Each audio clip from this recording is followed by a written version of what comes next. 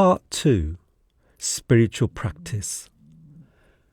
Saints and other holy people have always come to this world to impart their message of love. Imbued with divine colour and intoxicated with spiritual bliss, they come here to reveal the secrets of God's reality.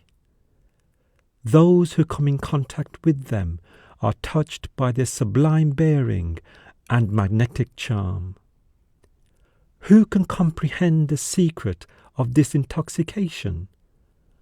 One might enjoy the enchanting music of the flute, but no one can become a flute player merely by listening to its music.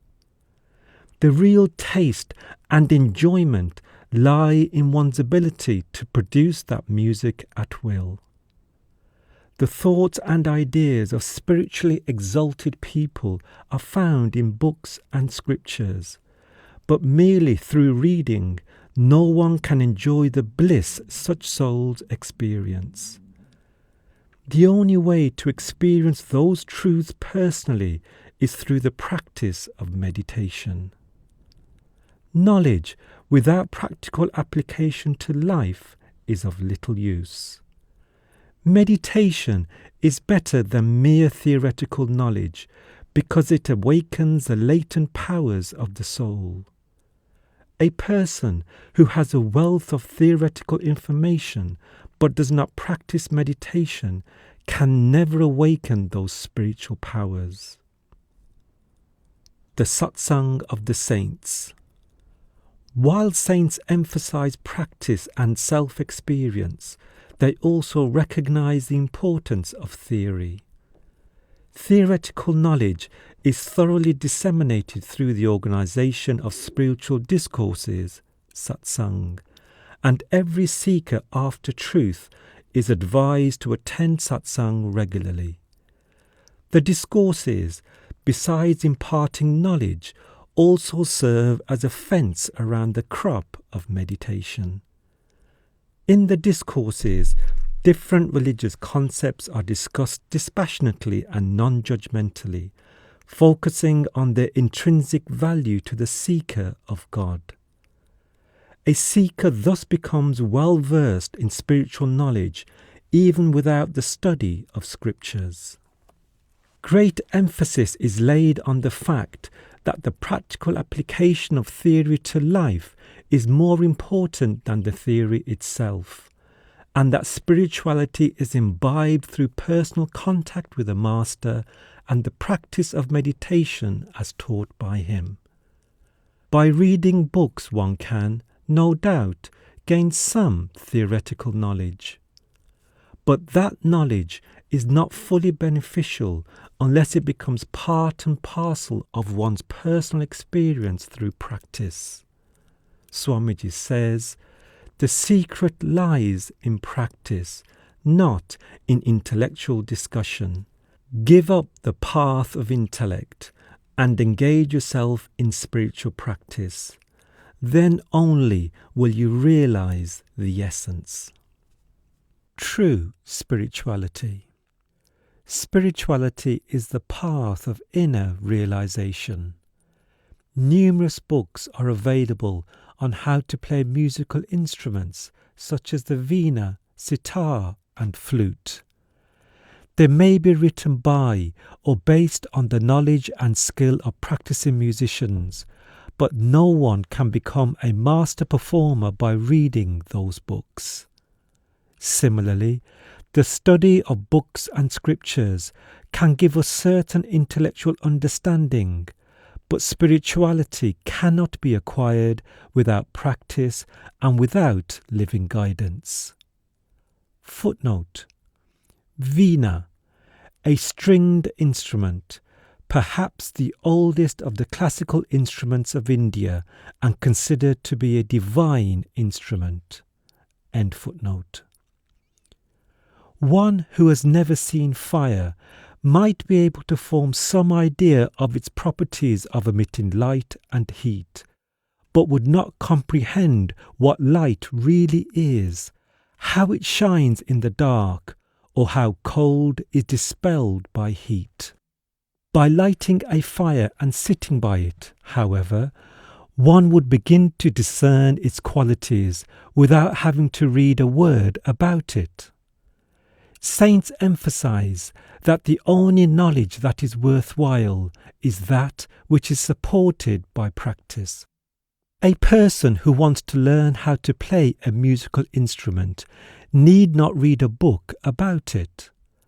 What he really needs is the instrument and a teacher under whose guidance he can regularly practice playing it. This daily practice will make him expert. One should, in the same manner, practice the spiritual discipline after learning it from his master, while at the same time attending satsang and imbibing the thoughts and ideas explained therein. The more ardent the practice, the greater the development of spiritual knowledge. Spirituality means that the seeker is educated in both theory and practice, learning what the soul is and how it can meet the Lord. This is also called yoga, meaning the union of the soul with God. This teaching of the saints is ancient and goes back to the time of the rishis of the Vedic period, when it was imparted in secret. It was, in its initial stages, practiced in combination with pranayama, breath control, a method which was extremely dangerous and difficult as it demanded arduous discipline and self-denial. As a result, very few ventured into it. A description of this yoga, which is known as Shabad Yoga or Surat Shabad Yoga, is found in the Yoga Sutras of Patanjali, the teachings of Goraknath, the Buddhist scriptures pertaining to Yogacharya Mat, the Devayana philosophy of the Upanishads, and several mantras of the Yajur Veda. Footnote: Yogacharya Mat, a school of Mahayana Buddhism founded in the 4th century. It teaches that nothing exists outside of consciousness and that inner yogic experience is necessary for liberation. Devayana, the way of the gods, the path beyond reason which leads to higher consciousness, to Brahmlok, the region of the Absolute in Hindu philosophy. End footnote. Greek philosophers have made references to it, and the Parsi mystic Zoroaster has mentioned it in his book Zendavesta. Sufi mystics have described it as Sot-e-Sarmadi, Shugle Nasira and Sultan al-Asgar. Other sects among the Muslims, such as the Chishtis, Qadris and Naqshbandis, also practiced this yoga. The writings of Indian saints such as Kabir, Guru Nanak, Dadu, Paltu and others are unadulterated expositions of Surat Shabad Yoga. The opening lines of the Gospel according to St. John make a clear reference to it. In the beginning was the Word, and the Word was with God, and the Word was God. The same was in the beginning with God. All things were made by Him, and without Him was not anything made that was made. The practice of this yoga, which was at one time prevalent in varying degrees in most religions and schools of philosophy, has progressively diminished, mainly because it could only be learned through personal contact with a living master. Worship, as a result, became externalized, as rituals and ceremonies were contrived as replacements for actual practice. People lost contact with the authentic teachings and became ignorant of knowledge of God, the complete method of realizing Him, and the secrets of intermediate stages on the path leading to Him. In order to follow the path of spirituality, we must first of all learn what God really is. The questions that consequently arise in our minds are: what are the prerequisites for spiritual realization? What is the definitive method for meeting God and the different ways of proceeding about it? What are the essentials for following the path to God realization? What qualities and attributes should we imbibe to succeed in this endeavour? All spiritual education and formal preaching of religion is centred around finding and providing answers to these very questions. The three fundamentals. The teachings of the saints are based on the following three fundamentals. Satguru, the perfect living master or true teacher. The master should be a true or perfect master, a physical manifestation of Sat Shabad, the true word, someone who is one with God.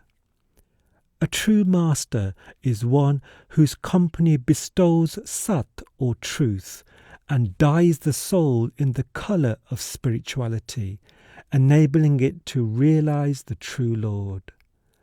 So long as we have not met a master, we cannot find our way out of the darkness of ignorance. Satsang, the company of the saints. So long as we have not had the master Satsang, his company, we cannot find the leaven for the spiritual uplift of our soul. Sat Shabad, the true word.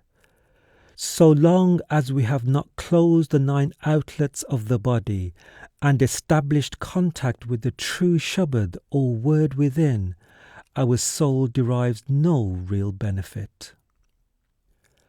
The perfect method, Surat Shabad Yoga. Kabir says that our soul is of the divine essence.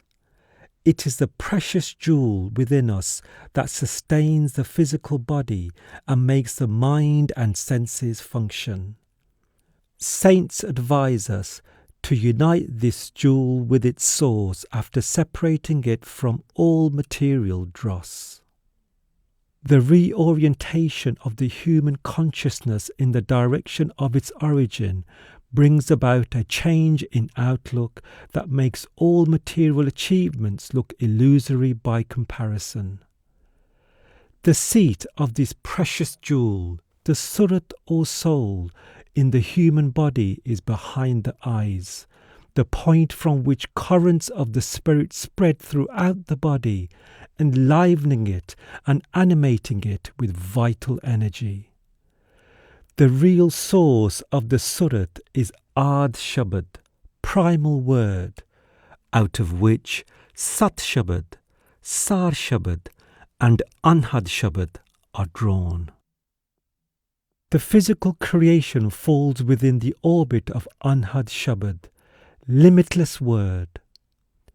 The Surat, after crossing Sahanstal Kamal, catches onto Anhad Shabad and gets absorbed in Sar Shabad, essential word, which is beyond the 3 attributes, gunas. From there, it attaches itself to Sat Shabad, true word, which helps it finally to merge into Ard Shabad. All creation up to Trikuti, the headquarters of the 3 worlds, physical, astral and causal, is annihilated in dissolution, pralaya, and the rest of it, right up to the portals of Satlok, is destroyed in grand dissolution, mahapralaya. The soul that has progressively merged itself into Anhad, Sar and Sat Shabad finally becomes one with Ard Shabad, which is beyond the reach of both dissolution and grand dissolution. The practice of Surat Shabad Yoga, The path of the word is the best method for ensuring the return of the soul to the mansion of the Lord, which is its own home and the goal of its odyssey.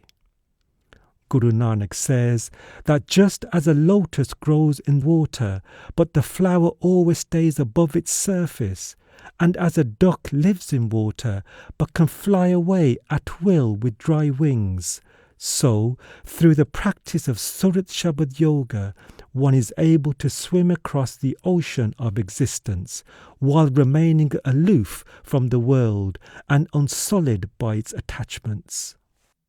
Kabir and other saints have also freely propagated this teaching, which provides the definitive method for attaining God realization.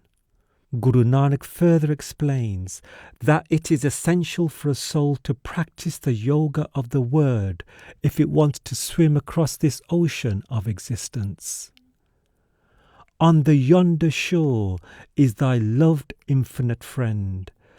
The consciousness of the Guru's word alone shall ferry thee across. In addition to guaranteeing the soul's union with God, this method is also the easiest, most natural, and most expeditious. In order to practice it, one does not have to go through the rigors and austerities of other practices such as pranayama. One does not have to give up one's religion, family, social environment, and vocation in life. The method is natural and universally applicable. A review of spiritual practices. Numerous yogis, rishis, mystics, prophets, and sadhus have come to this world and initiated their disciples to the level of their own attainment.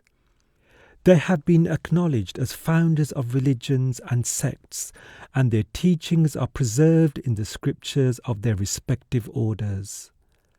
Their devotees benefited from their spiritual wealth as long as they adhered to their inner teachings, but as soon as they adopted external modes of worship, they got bogged down in intellectual squabbles and lost that real knowledge. Vedas, Upanishads, and other scriptures are written records of the knowledge that rishis, munis, and other holy people obtained in a state of deep meditation. Buddhist scriptures mention Buddha's experiences of a resonant light during his attainment of the state of nirvana. Moses saw the light within himself through his meditations on Mount Sinai. Prophet Muhammad meditated in Gare Hira, a cave in which he experienced the light and the sound, kalima, within himself. The spiritual teachings of Christ resulted from his meditations in the seclusion of the wilderness. Similarly, Zoroaster preached Sorosha, the word, after attaining it through inner revelation. Footnote: Sorosha, in Zoroastrianism, the messenger of Ahura Mazda and the embodiment of the divine word. The name Sorosha, related to the Avestan word for hearing, signifies man's obedient listening to Ahura Mazda's word, and also signifies Ahura Mazda's omnipresent listening. Sorosha is the medium between man and God. End footnote. The devotees of Ganesh practice concentration at the perineal center, those of Vishnu at the navel center, of Shiva at the heart center, and of the goddess Shakti at the throat center. Footnote: Ganesh is the Hindu deity represented with the head of an elephant. Vishnu is the god of preservation in the Hindu triad. Shiva is the god of destruction. Shakti is the goddess of cosmic energy or nature. End footnote. Yogis worship Jyot Naranjan at the eye center. Footnote: Jyot Naranjan, Lord of Sahanstal Kamal, the first inner region. End footnote.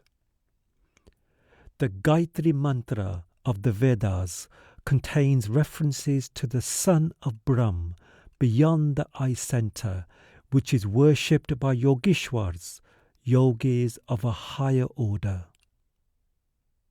Footnote: Gayatri Mantra, the most famous of all mantras or invocations in Hinduism, addressing the sun as vivifier.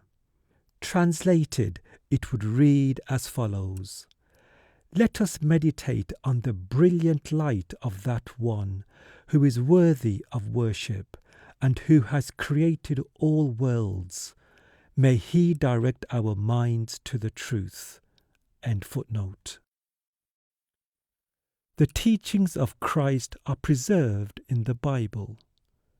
Scriptures such as the Zend-Avesta describe the priceless experiences of Zoroaster, the founder of the Parsi religion. Similarly, the mystical experiences of religious philosophers, whether of the East or the West, are recorded in their respective scriptures. In modern times, we have access to many old manuscripts advocating different methods of attaining spirituality. But their obvious drawbacks are first, that they are written in a language that is not commonly understood, and second, that their available translations have been done by scholars on the strength of their intellect alone. Religious scriptures contain references to inner secrets that can be understood only by those who have themselves discovered them through inner practice. Those secrets otherwise remain hidden from the world.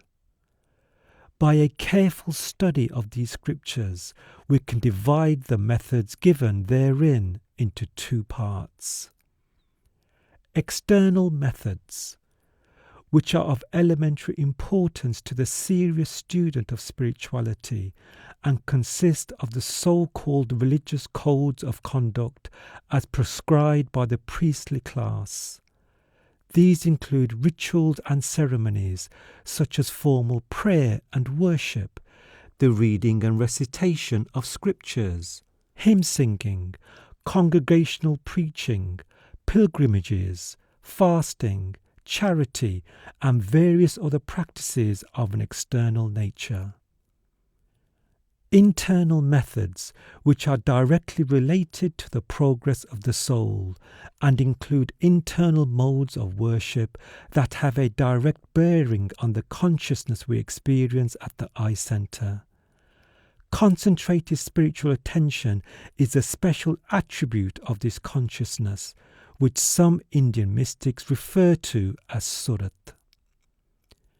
In other words, the surat or soul is consciousness combined with focused attention. It is enthroned in the body behind the eyes, and the body receives its operating energy from it. It is the most precious entity within us. We must realize this and release our soul from its bondage to worldly attachments. The founders of all religions have preached this. The Upanishads exhort us to know ourself, and so does Christ. Many Greek philosophers of old eulogized self-realization. Guru Tegh Bahadur says, "Without knowing oneself, O slave Nanak, the moss, filth of doubt is removed not."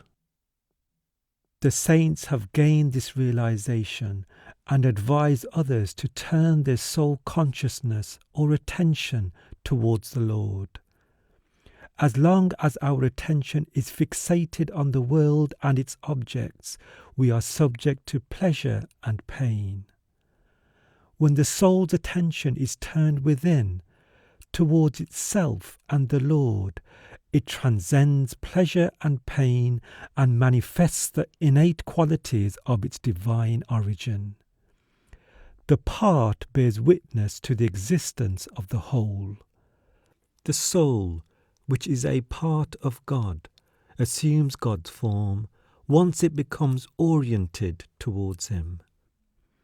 A Persian mystic says, "You are the part, He is the whole.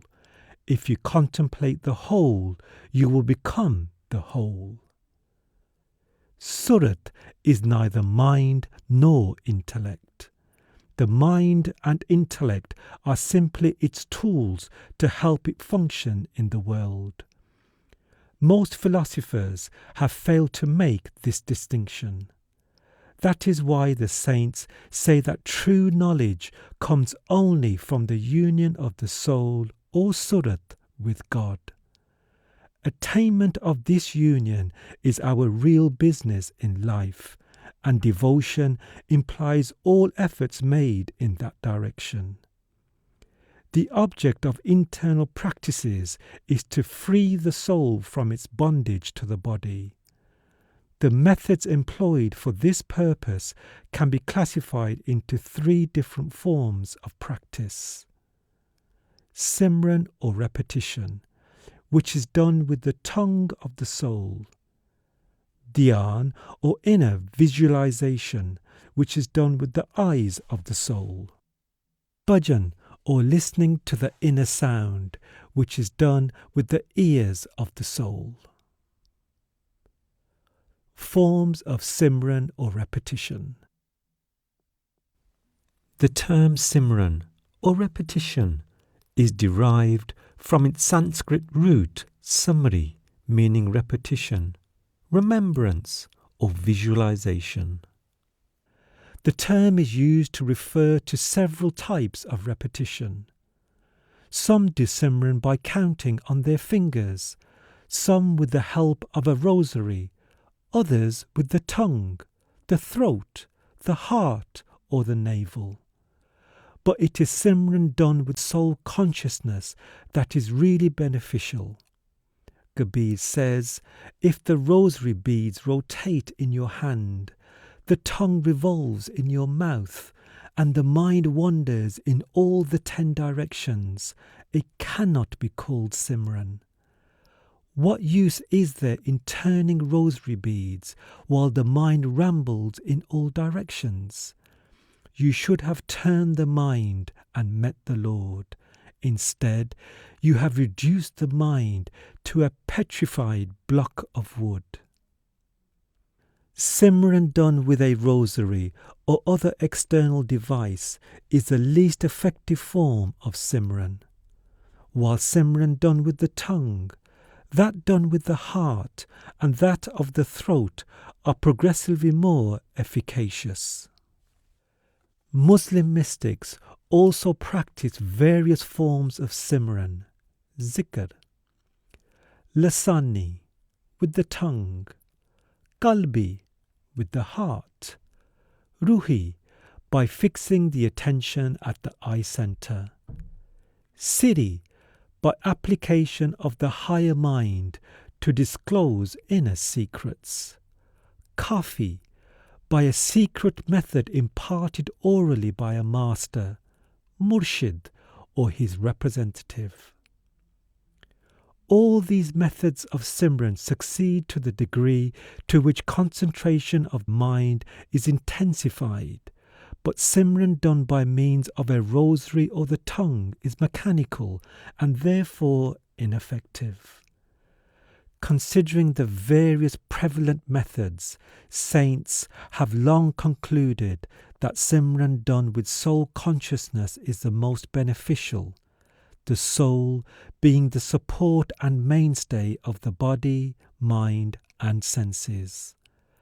Out of all these methods, saints recommend the Simran which is done with the tongue of the soul, because through this kind of Simran the mind concentrates.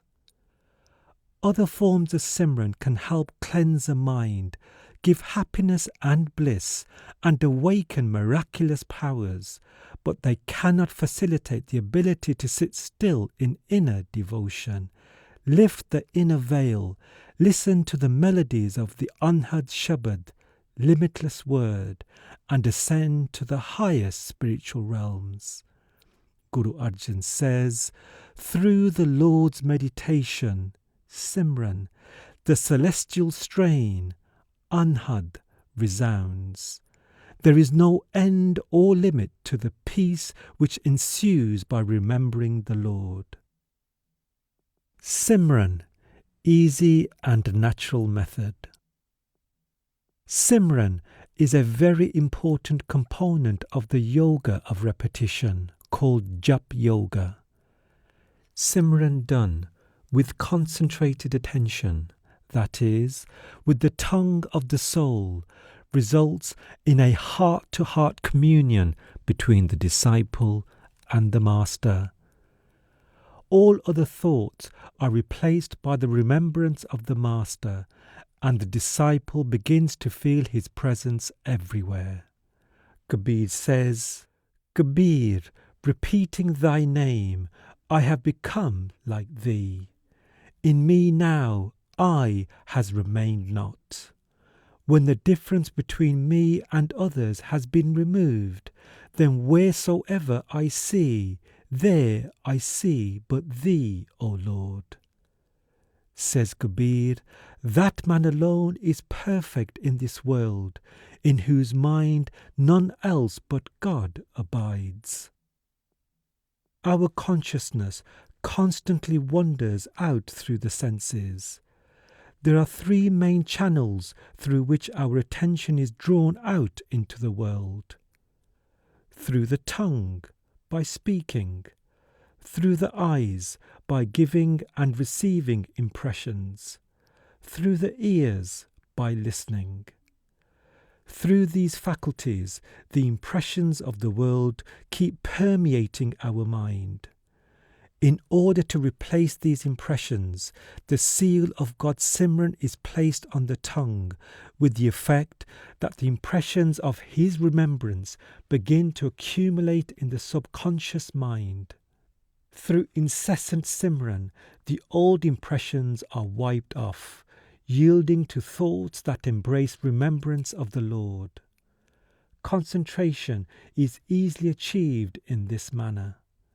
The method is natural and easy and can be practiced by all. For achieving introversion of attention, there are, no doubt, other methods too, such as pranayama and the 8-step yogic practice, Ashtanga Yoga. However, not only are such methods difficult, but they are unnatural and unsuitable for the householder and the physically weak. How to do Simran. When Simran of the Lord is carried out incessantly and with every breath of one's life, it awakens one's consciousness in the Lord. Simran of the name or names given by someone whose consciousness is awakened in God is highly beneficial because, through the medium of thought transference between master and disciple, fast success is assured. In this way, the soul's passage through the spiritual regions is expedited, so it can cross those regions without hindrance.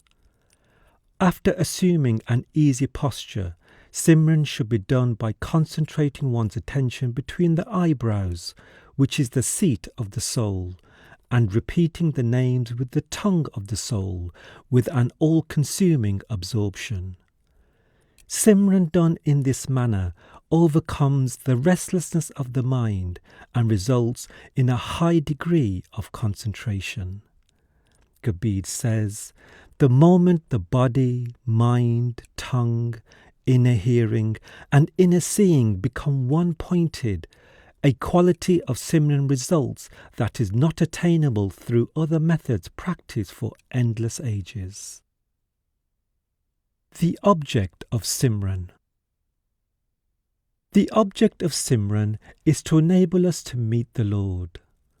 Once Simran is perfected, the soul experiences Him within, a task that is impossible for the mind and the senses. As long as the soul permeates the body and is absorbed in external objects, it is unable to meet him. The regular and systematic practice of Simran turns our attention away from worldly objects and concentrates the soul at the eye center, following its withdrawal from all parts of the body. The conscious energy is separated from gross material, thus rendering the physical body totally unconscious. With this conscious energy isolated from the physical body, one has conquered death while living. When one is completely withdrawn from the body, through the practice of Simran, one begins to enjoy spiritual sights within, and one's consciousness is roused to a state of eternal awakening. Guru Arjan says, by Lord's meditation, man remains watchful night and day. Simran can be compared to a staircase leading up to the Lord's mansion. Those who enjoy its bliss merge into God through the incessant remembrance of Him. That is why saints have strongly recommended the practice of Simran. Guru Arjan says, for a breath's duration and an instant I forget thee not. Every moment, thrice, day and night, I remember thee, O Master. Importance of Dhyan or contemplation. Simran is automatically accompanied by the dhyan or visual images of the persons or things we are remembering, the two being inseparable. So dhyan too is an integral part of our nature. Whenever we sit with our eyes closed, there appear before us images of the world, for example, those of our children, domestic affairs, cities, countries, or oceans. This is because we have either been doing Simran or Dhyan of them, remembering or contemplating on them. Through these two channels, the world keeps penetrating our inner being. We should utilize the thinking faculty of the soul in the Simran of the Lord and try to visualize Him with the eyes of the soul. We have two faculties within us, Surat, the hearing faculty of the soul, and Nirat, the seeing faculty of the soul. These are the two attributes of the soul. The function of Surat is to do Simran and to listen to the Shabad within, while that of Nirat is to see and contemplate within. Guru Arjan says, withdrawing from other sights, he fixed his attention on the real Gnosis. Dhyan is the second phase in the process of meditation. Through the practice of Simran, the soul is concentrated at the 10th door, behind the eyes. By Dhyan, it can then establish itself in the subtle regions within. Without Dhyan, the soul is incapable of functioning in those regions. Kabir says, without Nirat, the soul is blind. Where can it go? Swamiji says that in the journey of the soul towards God, Nirat leads the way and Surat follows. Kindly, Nirat leads the way and Surat merges in Shabad every moment. Methods of contemplation. Countless methods of contemplation or dhyan are commonly used. Among the Hindus, Tratakarma, which involves focusing the eyes on a small object or mark, for example, on the tip of the nose, on the spot between the eyebrows, or on the rising sun, is a means of developing dhyan. Many contemplate on idols or pictorial images of holy people, others on letters or colours of the elements. Christians contemplate on the pictures and images of Christ, and Parsis on those of Zoroaster. For practicing contemplation, numerous methods called Nazri or Basri pertaining to sight or vision are prevalent among Muslim mystics. Most of these are similar to those practiced by the Hindus, the popular ones being Shugle Aftabi, in which attention is fixed on the rising sun. This mode of dhyan, which is best done in winter, enables one to gain miraculous powers. Among Hindus, it is known as Tratak Dhyan and is very popular. Shugle Mayat, in which one lies flat on one's back with a relaxed body and mind and focuses both eyes between and behind the two eyebrows. Hindus call it Shav Asan, dead body posture. Shugle Bazarke Akbar, in which the attention is concentrated at the eye center through the practice of Habze Dam or Pranayama. Bu Ali Kalandar and Sabr Kleri adopted this method, and it is also said to have been a favorite practice of Prophet Muhammad. It is comparable to the yogic practice of contemplation in Trikuti and is performed in Padam Asan, sitting in cross-legged posture. Shugle Bazarke Kabir, in which one contemplates on the form of one's murshid or teacher, externally as well as internally. It produces wonderful results and unravels hidden secrets. Shugle Izmezat, in which the disciple focuses attention at the eye center in an effort to attain self-absorption. Shugle Aina, in which one concentrates one's vision by constantly gazing into the reflection of one's pupils in a mirror and then inverting the eyes. This practice can take one as far as the third eye. Shugle Neem Kwabi, in which the eyes are kept wide open so as to avoid sleep. By this practice, one remains semi-awake even during sleep. Shugle Basayit, in which one concentrates one's nirat, the seeing faculty of the soul, at the eye center. Shugle Makaman Mamudan O Sultanan Nazira, in which the practitioner first concentrates his gaze on the tip of the nose, withdraws his focus gradually to the root of the nose, and then inverts it within. The yogis call this Chachri Mudra, which is a different version of Tratak Dhyan referred to earlier. These methods should be learnt only from an adept because they can prove dangerous if practiced without proper guidance. Out of the above methods, the one in which a disciple contemplates on the form of his master externally as well as internally is the most beneficial, as the master's radiant form transports him to higher spiritual regions within and permanently stays with him. Kashifi says, when your master comes to settle in your heart, you can see the creation from beginning to end. The other methods mentioned above can at the very most take one to the astral worlds, but no further. On whom should we contemplate? There are three possible objects of dhyan which can help us on our spiritual journey. Contemplation on God. Contemplation on Naam or Shabad, which is God in action. Contemplation on the Guru, in whose person God is manifest.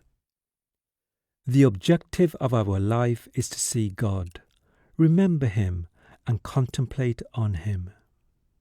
But as saints point out, our immediate problem is that we haven't seen God and cannot possibly contemplate on Him.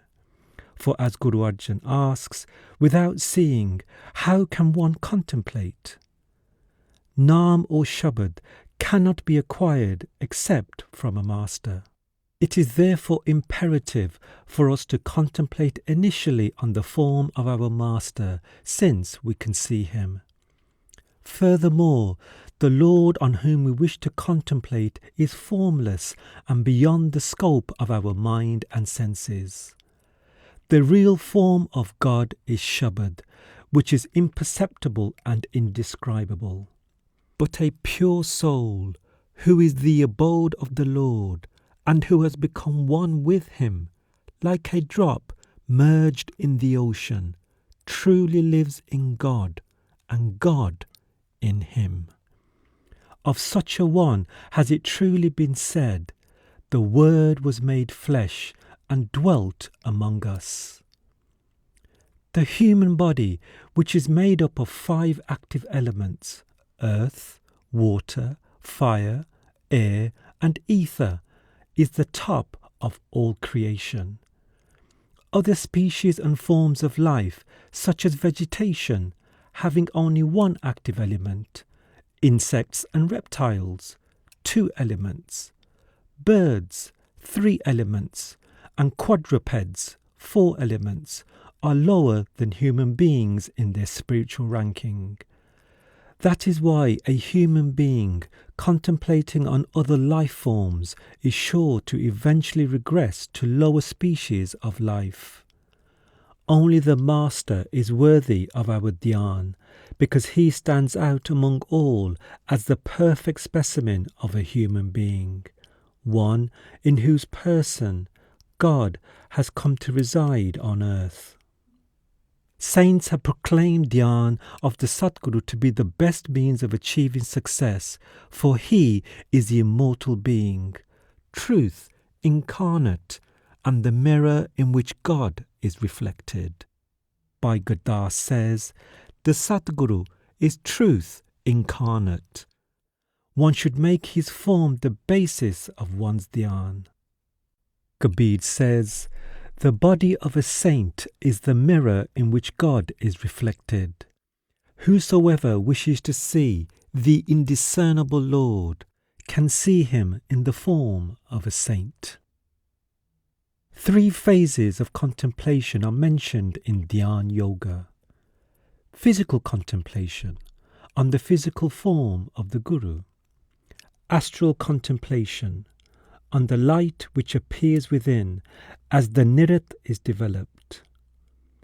Contemplation on the radiant form of the Master, which leads the disciple through the astral, causal and spiritual regions and merges his soul with the Lord. The Master never proclaims himself to be the only true Guru, nor does he ask anyone to do his dhyan. The Master is like a mirror which reflects back to us our real self as the rays of our mind strike it, showing us smiling or weeping, depending on our mood and expression.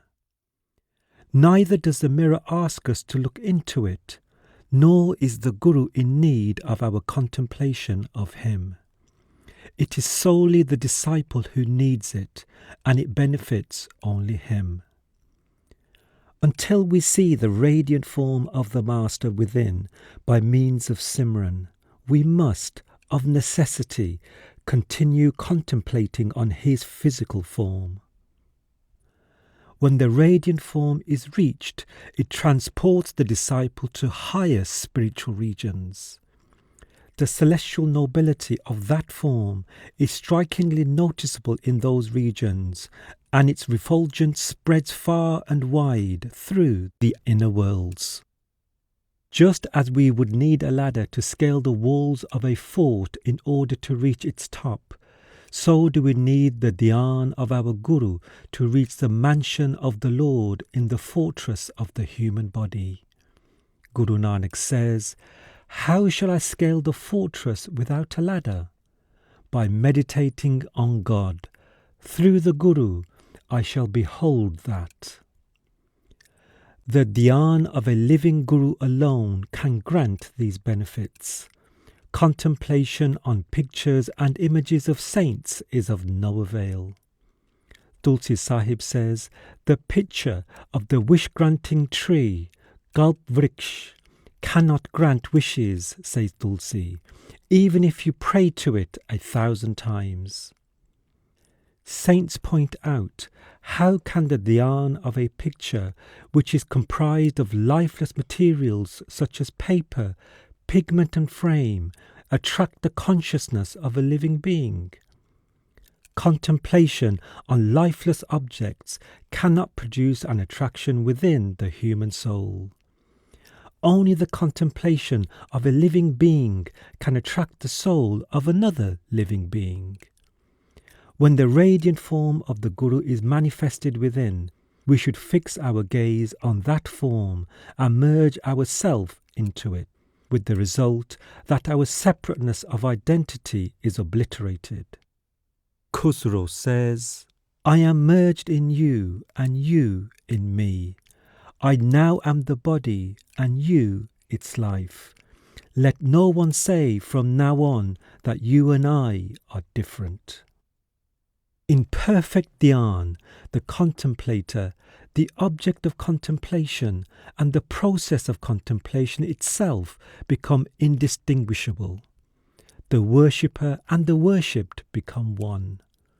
Guru Amar Das says that by giving up one's separate identity, one merges into the Guru. Muslim mystics call this state fana fi sheikh, losing or merging oneself in the Murshid. The Master is already one with the Lord. The disciple, through the agency of the Master, automatically merges in the Lord. Where and how to contemplate on the Guru? During satsang, as well as at any appropriate opportunity, we should look at the face of the Master with complete absorption and survey the sublimity of his features with the eyes of an innocent child, without letting any other thought intrude. In this manner, we will imbibe within ourselves the active influences of the Master's personality. This constitutes the first step in our own spiritual life. Inner contemplation of the Master is done with Nirat at the eye center. The Master is purity personified, so an impure person cannot receive him in his heart. Hafiz says, one should behold the radiant form of the Beloved with the pure and yearning eyes of a devotee, scanning the heavens for a glimpse of the Eid moon. But beholding his hallowed countenance in this manner is not the privilege of every eye. The fruits of contemplation. There are numerous advantages to contemplation on the form of the Master. The inner currents emanating from his heart, as also his divine qualities, make their way into the disciple's heart. Patanjali says in his Yoga Sutras that the dhyan of persons who are above worldly attachments affords tranquility to the mind. Moreover, the Guru's heart is saturated with the love of the Lord, and his soul traverses spiritual worlds. Dhyan of him reinforces love and remembrance of God in the disciple's heart and inspires him to venture into the higher worlds. Owing to these advantages, all saints and mystics have contemplated, as they still do, on the form of their masters. Bhajan, listening to the inner melody. In spiritual science, several methods of Simran and Dhyan are prevalent. Of all repetitions, the Simran given by a saint and therefore imbued with his spiritual power is the only one of significance. Similarly, out of the several methods of Dhyan, contemplation on the form of a living Master is of paramount value. Successful Simran leads to Dhyan, and successful Dhyan leads to Dhun, the melody or sound current. The Surat or soul consciousness has simply to listen to this melody internally. In the terminology of the saints, the practice is called bhajan, listening to the Shabad Dhun, Shabad Yoga or Surat Shabad Yoga. Living beings are attracted by form, beauty, and sound, melody. Of the two, sound has the greater power of attraction. For instance, it is said that a deer will place its head on the hunter's lute because it finds its music so captivating, and consequently it is caught. Sound has a significant emotional impact on human beings as well, as is evidenced by the way we are charmed into swaying to the rhythm of music. Virtually all religions have adopted hymn singing, kirtan, as a mode of worship. Rishis of old performed a worship ritual accompanied by singing called arti, and even today, bell and conch music accompanies recitations in Hindu temples, and ritualistic dancing is performed to the beat of music. Footnote: Arti, a hymn of praise, a worship ritual performed by waving a tray containing tiny oil lamps, incense, and other materials in circular motions in front of an image of a deity. End footnote. Kirtan plays a special role in Sikh religious ceremonies, while Christian churches resound with the ringing of bells, and hymns are sung to the accompaniment of piano or organ music. The Buddhists install bells in their temples, and Muslim Sufis are known for their fascination with devotional singing, qawwali. Bhai Gurdas says that so long as the soul consciousness is caught up in the outer music, it cannot catch the true music of the internal Anhad Shabad. A person who in his ignorance is easily entrapped by external sounds in the same way as a deer is caught due to its weakness for music cannot be called the knower of inner Shabad. He further says that in order to attach yourself to the Anhad Shabad, you must go beyond the scope of external Kirtan.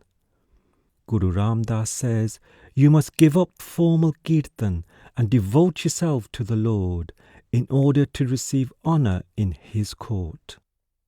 And Guru Nanak says that one will see the truth if one is in touch with the Shabad, which is music played without hands, rhythm produced without feet. Due to a scarcity of spiritually enlightened individuals, people largely focus on outer Kirtan.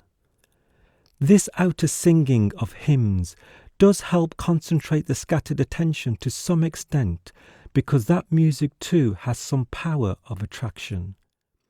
But devotional singing and musical accompaniment cannot elevate the soul to spiritual regions. The soul thus remains entangled in the three attributes, gunas, and human life remains, in this regard, a wasted opportunity. The scriptures tell us that the sound current is constantly resounding within all human beings. That is why it has been called the unceasing Kirtan. It is this inner Kirtan, Shabad Yoga, that frees a soul from its confinement to the three attributes and bestows real spiritual bliss. That is why saints do not favour the ritualistic singing of devotional songs and dancing accompanied by instruments. Muslim mystics too exhort us to rise above the physical and attach ourselves to the inner sound. Niyaz says, "Alas, you live in the confinement of the physical body and hear not the pure voice of the merciful Lord." The Kirtan of Naam or Shabad resounding in the forehead of every human being is the means to God realization. Kabir says, "The celestial strain resounds at thy door, and on my forehead is inscribed thy seal." This melody, which is the source of all peace and happiness, is secured in the company of the saints. Guru Ram Das says, The praise of the Lord's name is an invaluable treasure which God has deposited with the saint. Whosoever accepts the Guru's word as true and abiding, taking out this treasure, the Guru places it before him. How to contact the Shabad. Although the Shabad Dhun is reverberating within every human being, developing the ability to tune into it requires initiation. The Shabad Dhun is the exclusive province of the saints, and it bestows numerous benefits on those who develop the ability to hear it. External music stimulates the mind but subdues the soul. The internal melody of Shabad, on the other hand, subdues the mind and awakens the soul, which has been in deep slumber for ages.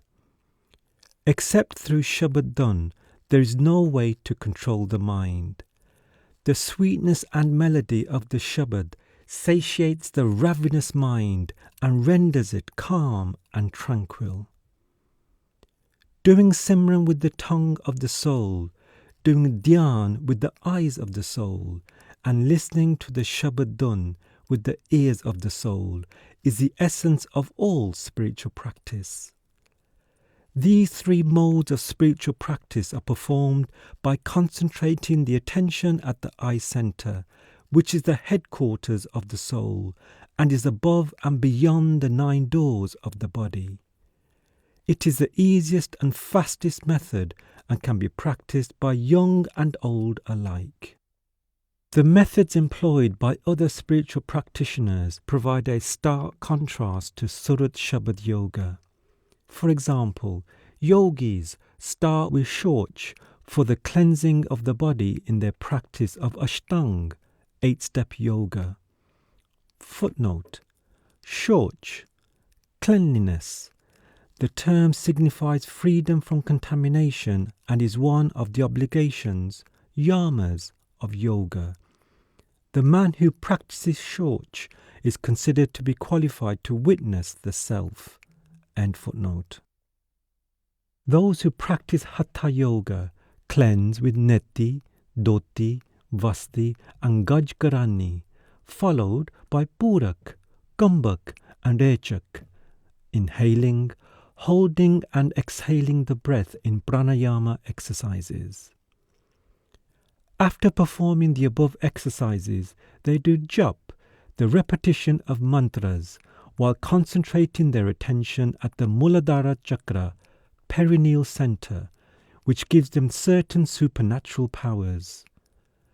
They go on invoking these powers by repeating the process at the Indri Chakra, reproductive center, and then at the navel, heart and throat centers, till they reach Ganj Gamal or Agya Chakra, the center behind the eyes, where they catch the Anhad Shabad and with its help merge in Sahanstal Kamal. The 5 lower centers of the body derive their energy from Ganj Gamal, which is the seat of our consciousness during the waking state. Saints disapprove of the above practices. Not only are they difficult and dangerous to perform, but they are also regressive because they start at a point which is far below the eye center, the natural seat of our attention, and are therefore wasteful of time and effort.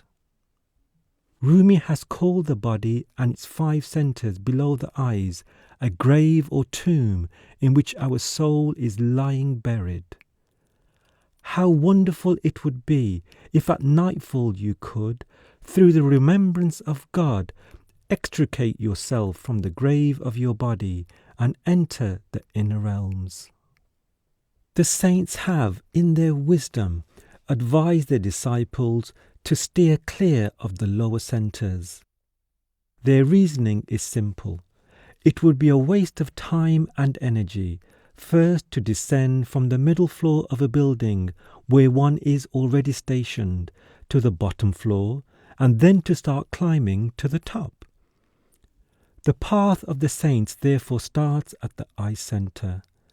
They advise us to plug the three main outlets of energy, the tongue, the eyes and the ears, which pull the attention down to the lower centres, by putting the seal of Simran on the tongue, Dhyan on the eyes and Shabad melody on the ears. The Surat or soul will thus be concentrated at its own centre behind the eyes and will tune into the inner sounds and sights by catching Anhad Shabad. In this manner, the Surat unites the energy currents emanating from 2 points in the eyes and enjoys inner sights of various colours and forms, the vast spheres of the stars, the sun and the moon, following which it reaches Sahanstal Kamal, where the Shabad of the bell and conch is reverberating. It then proceeds to Trikuti, Daswadwar, Pawar Gufa, and beyond, enjoying the sounds and sights of those regions.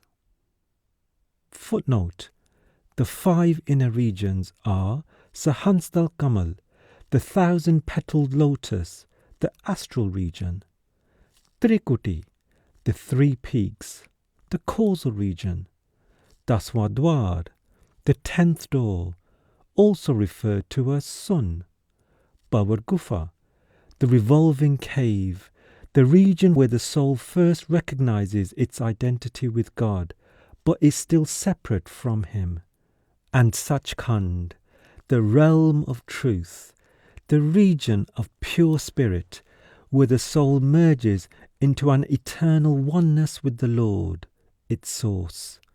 End footnote.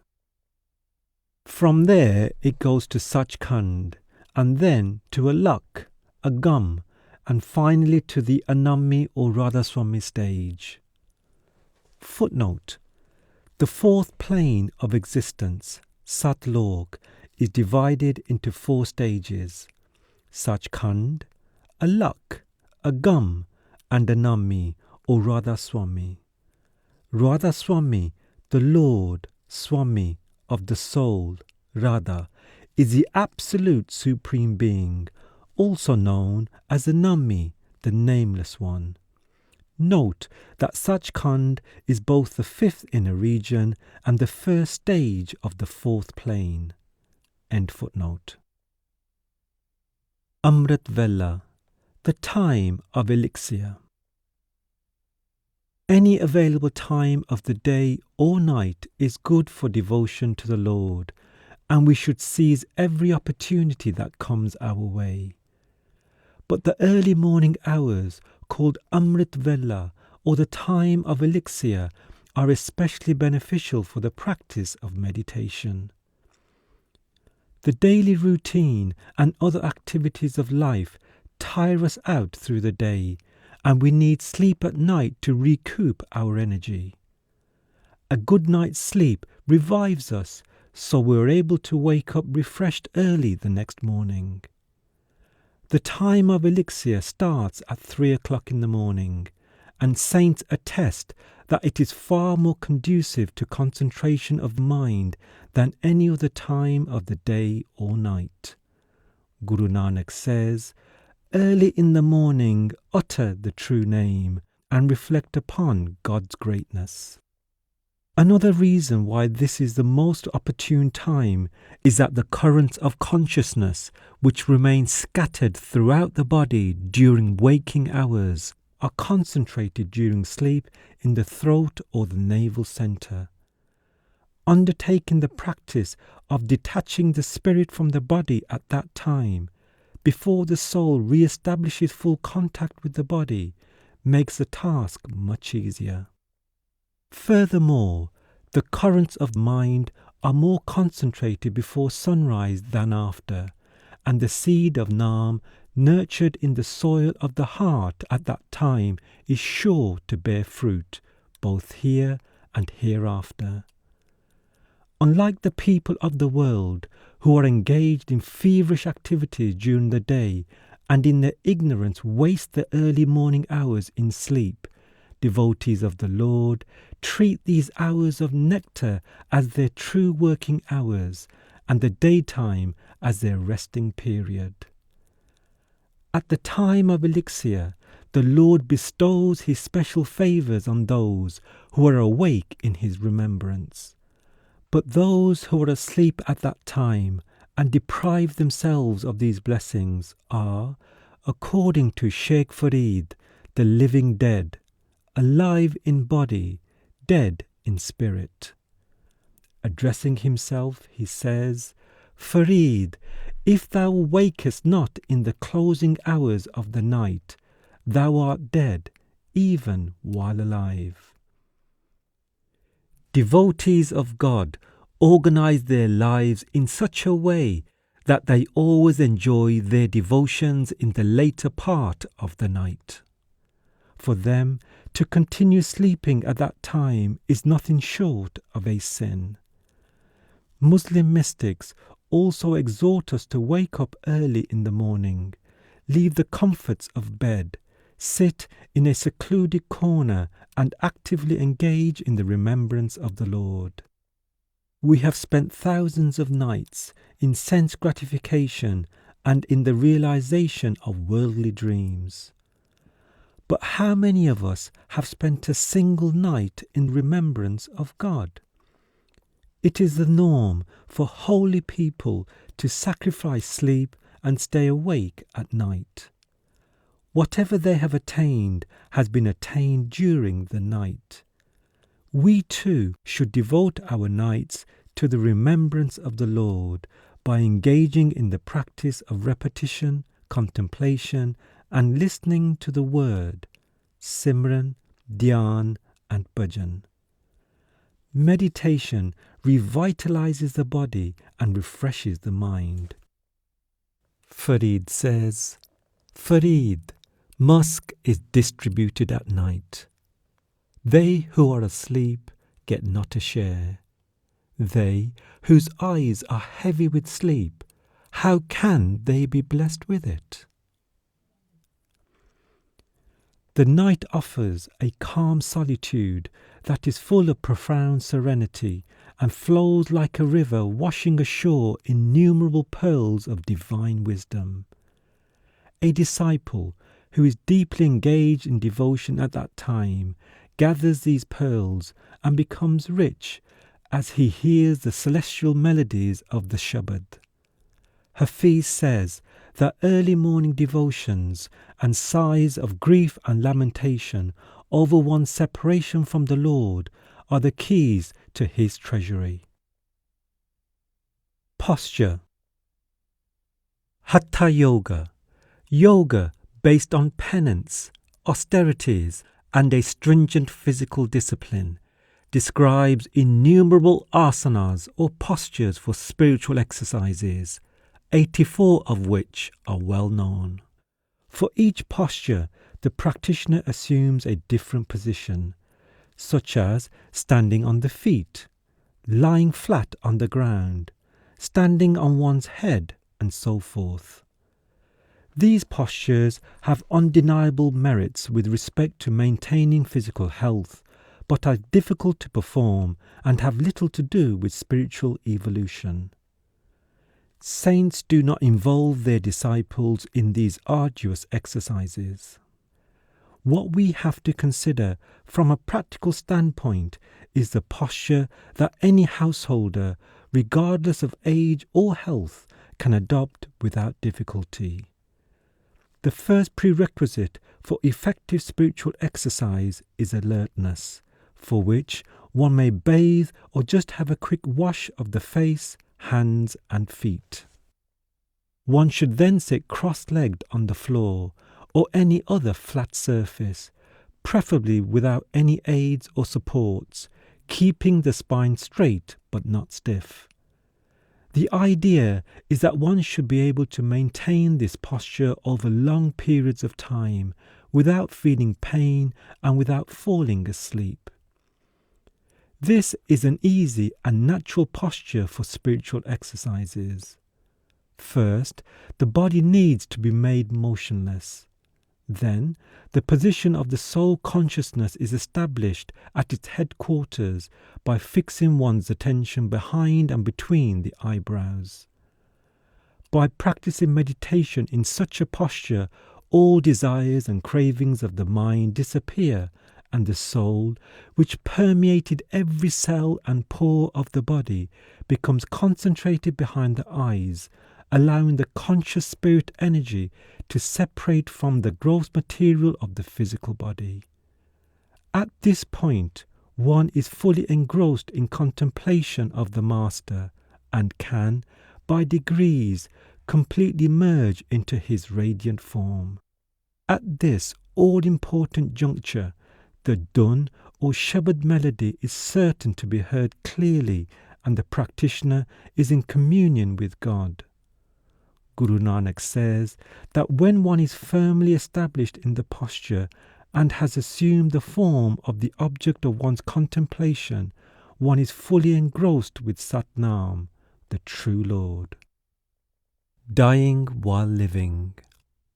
With the practice of Surat Shabad Yoga, the entire energy permeating the physical body is collected behind the eyes, the headquarters of the soul, and from there it ascends to the higher spiritual regions with the help of Shabad. When the vital currents of conscious energy are fully separated from the physical body, it is called dying while living. Those who practice effective meditation in accordance with the instructions of the saints die daily at will and experience transport to and from the higher spiritual regions. The soul of a person who practices Surat Shabad Yoga in this manner leaves the body in the same way as it would at the time of death. The only difference being that at the time of actual death, prana, the energy that regulates the breathing process, also leaves the body. In Surat Shabad Yoga, prana is left intact. The practitioner does not break the silver cord, which is the soul's final link with the body. He can at will move back and forth through the astral, causal and spiritual worlds and acquire complete knowledge of the regions to which his soul has gained access. Through the practice of this yoga, one smilingly passes through the gates of death. One has scored a victory over death. This state is not hearsay or fiction. The saints have personally experienced it and can help anyone who wants to experience it firsthand. Death holds no fear for one who, through the practice of this yoga, has learnt to die at will by withdrawing his consciousness from the body. Mystics throughout history have praised this yoga. Dadu Dayal says, "Die before your death, O Dadu. All must die at the end of their life." The hadith also prompts us to die before death. That, of course, should not be taken as a recommendation for suicide, nor does it in any way refer to the burial, cremation, or disposal of the body.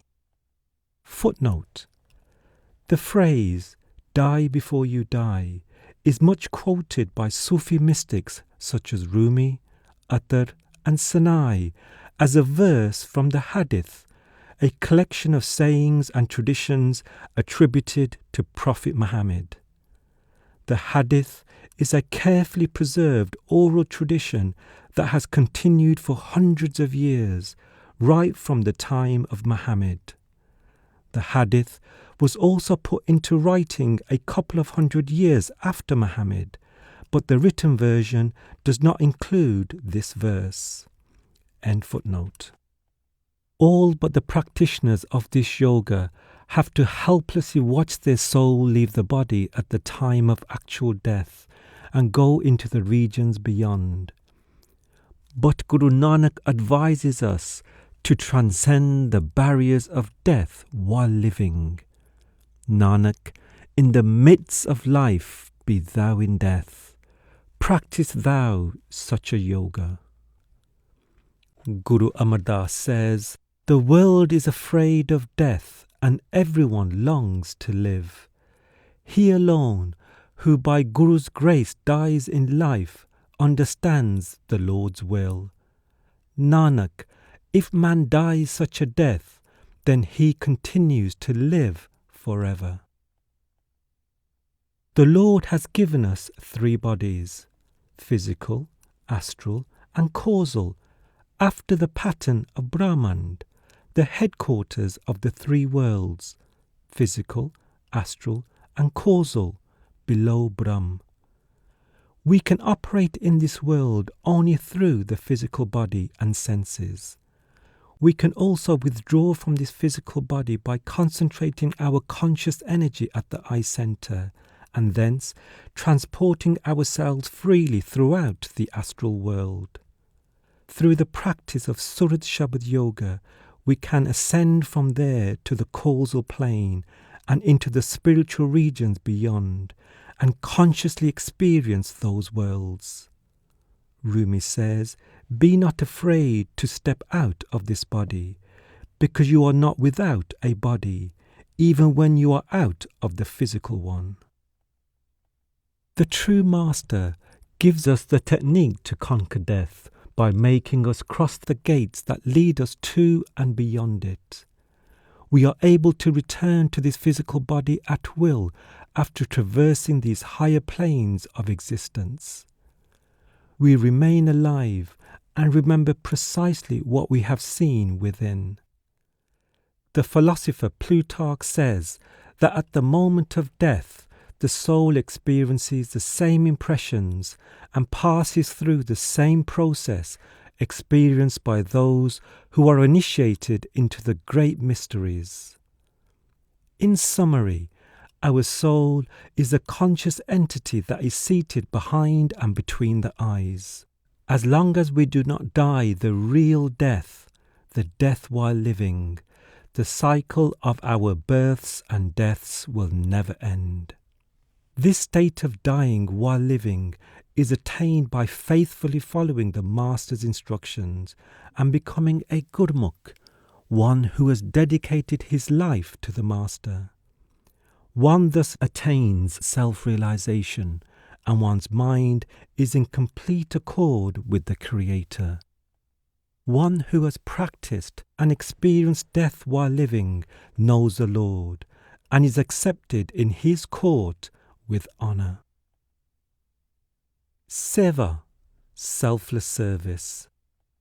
To follow someone's commands without question, to show him respect and reverence, to show compassion, rendering help to the helpless and needy, all constitute the various forms of seva.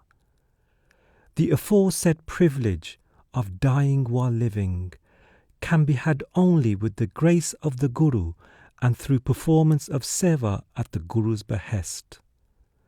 A Muslim mystic says, "One who serves will one day become the Master." Guru Nanak says that one who serves receives honor. Seva is the essence of all practices, and those who are devoid of the spirit of service will not attain their goal, regardless of the sects and orders they may belong to. Seva is of 4 kinds: with body, with mind, with wealth, with soul. Service to the Master, who is God incarnate, is the very highest in value. Any kind of service done for the beloved saints of God bestows great blessings. Sincere and selfless service done for the Guru opens the channels of spiritual communion between the disciple and the Master.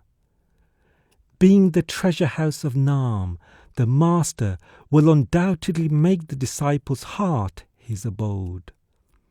Guru Arjan says, "My mind, serve thou him who knows thy heart's condition, and who lets not the service go in vain. Worship thou the Guru God, and dedicate this soul of thine to him. he is the very image of the Immortal One. One who has the good fortune to meet a master should implicitly follow his orders.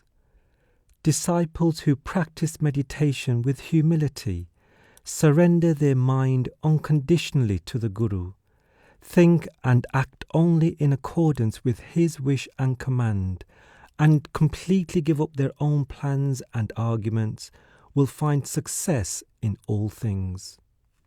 It is important to point out that seva by the soul or surat, which means withdrawing the soul current from all parts of the body and contacting the inner Shabad through the practice of Surat Shabad Yoga, supersedes seva by body, mind and wealth.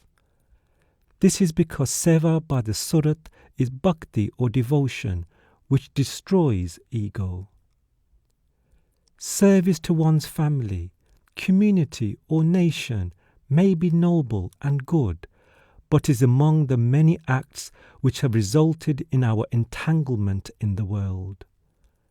The purest form of seva is service to the Master, who is himself above and beyond earthly ties and can deliver us from all bonds. Through service to the Master, one is also able to serve the creation with a sense of detachment, that is, without expecting reward. The Guru is the human expression of God's love. Service to the Guru awakens in our heart true love for the Lord and his creation, and inspires feelings of the fatherhood of God and the brotherhood of man. Service to the Master bestows 4 boons, namely, righteous living, dharma, material blessings, arth, satisfaction of bodily needs, kam, and salvation, moksha. These provide fulfillment of worldly as well as spiritual aspirations. But the real wealth offered by the Master is that of spiritual wisdom, which is more valuable than body, mind, and material wealth. Therefore, we should sacrifice all 3 to win his grace. Guru Amar Das says, "Surrender all your body, soul, and wealth unto the Guru, and submit to his will. Thus shall you obtain the Lord." The Master is Shabad made flesh. Our most important seva for him is to merge our soul consciousness in the Shabad. That constitutes the essence and lifeblood of all spiritual endeavour. Service to one's Guru encompasses all other forms of devotion and the practice of all penances and austerities. Guru Amar Das says, "Guru's service is the essence and the excellent penance of all the penances. The Reverend Lord then abides in man's mind, and all his suffering departs." Through service to the Master, the Lord enters one's heart and dispels all pains. Only a saint and the Lord are deserving of our seva, since the Lord grants salvation, while the saint teaches the practice of Naam, which leads to salvation. Service to the Master has been loved and prized by the Lord in all the 4 ages. Worship. Worship means to serve a superior or higher being with profound devotion for the attainment of spirituality. If we examine present-day sects and religions, we discover for ourselves that it is the external forms of worship that are the most prevalent. All religious centres and scriptures are worthy of our deepest respect and reverence. The purpose of establishing religious centres was to congregate in these places in order to assimilate and disseminate the priceless scriptural teachings.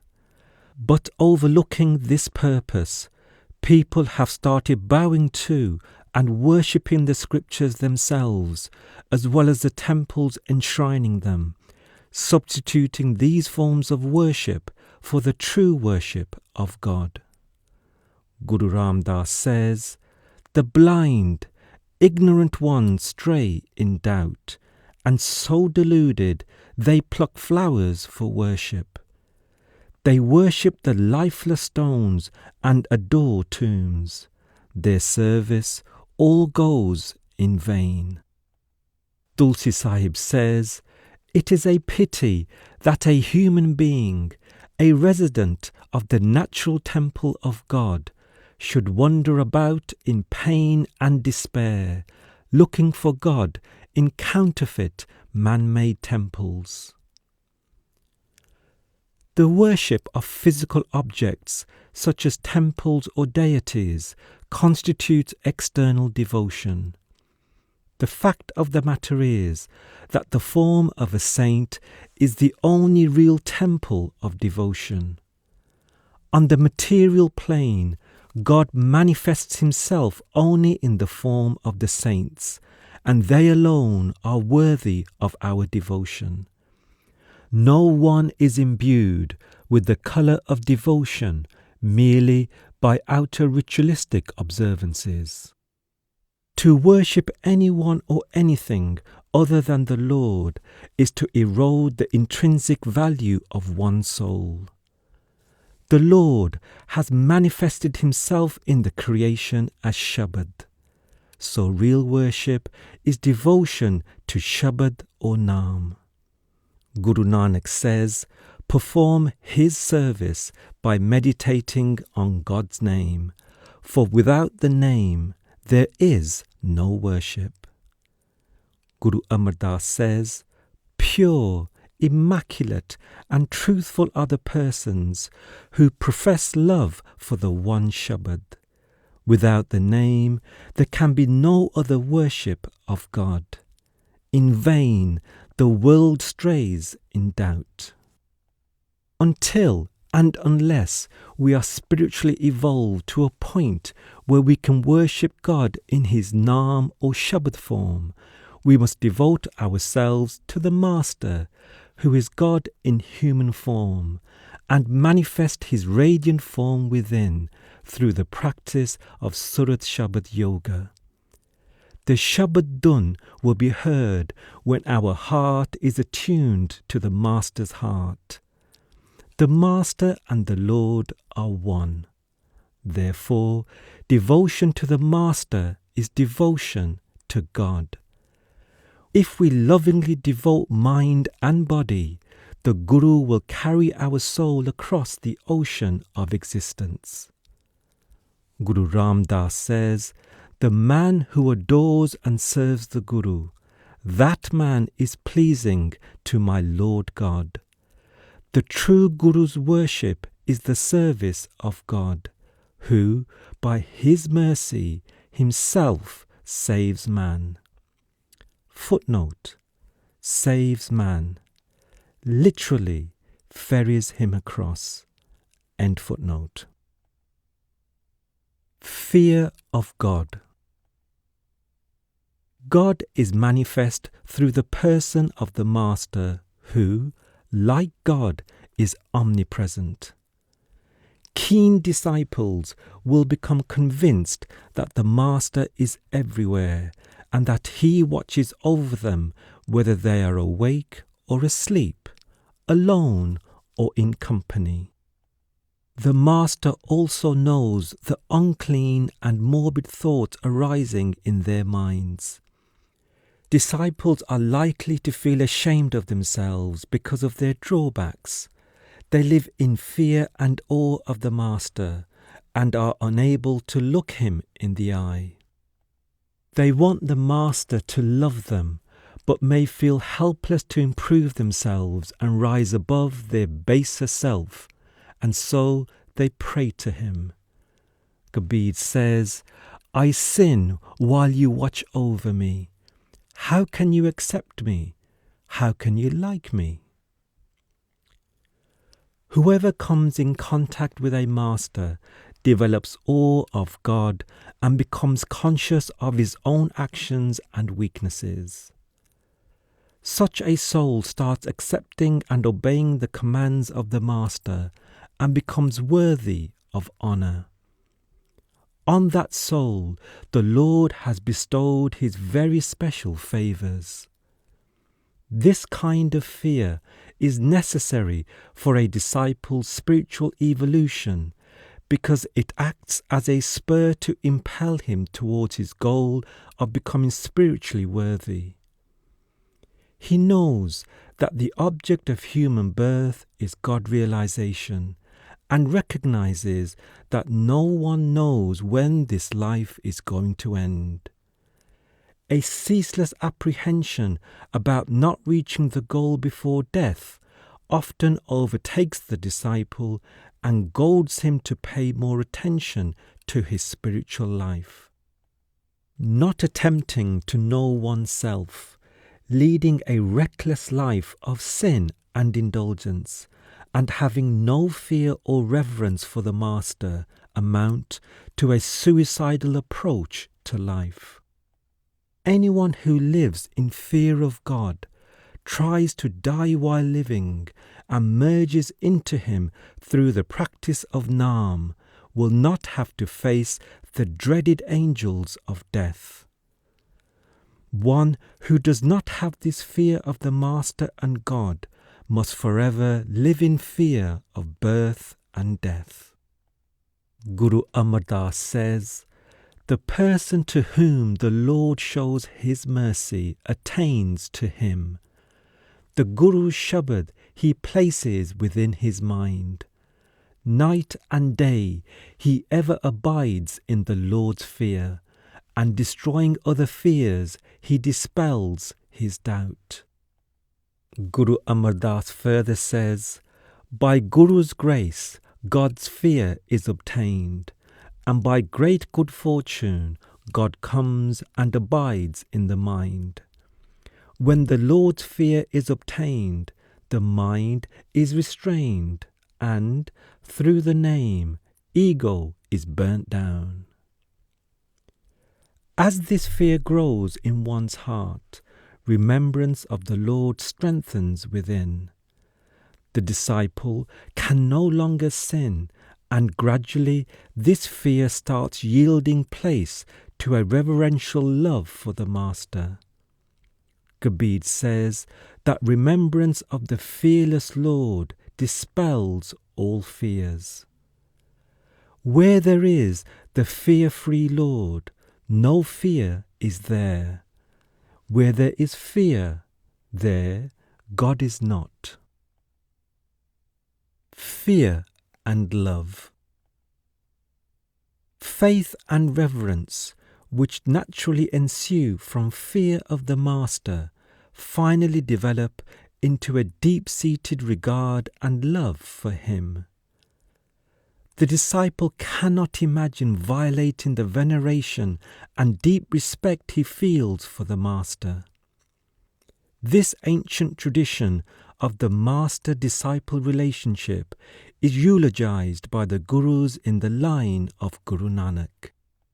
The true disciple develops such a profound love for the Master that every pore of his body is saturated with a feeling of supreme reverence for him. This love is spontaneously bestowed on a disciple only by the grace of a true Master. Love always has an element of fear ingrained in it. It is not fear of punishment, but fear in its positive form. That is, fear born of love, the fear of offending or incurring the disapproval of the person one loves. Love for the Satguru will develop in a heart in which there is fear and awe of him. When this kind of fear enters our heart, we are entranced by the sweet and constant remembrance of the Master that accompanies it. This is real love. So when the disciple begins to experience this kind of fear, love for the Master is bound to follow. Without such reverential fear for the Guru, real devotion cannot be attained. Guru Ram Das says, without the Lord's fear, no one is blessed with his love, and without fearing the Lord, no one ferries across. Guru Nanak says Nanak, she who adorns herself with Lord's awe and love, ever enjoys her spouse on the couch of her heart. Love. In spirituality, the very first prerequisites are devotion and love. They are two similar aspects of the same phenomenon, and yet there is a fine distinction between them. Devotion is a spontaneous pull which irresistibly draws one to the beloved.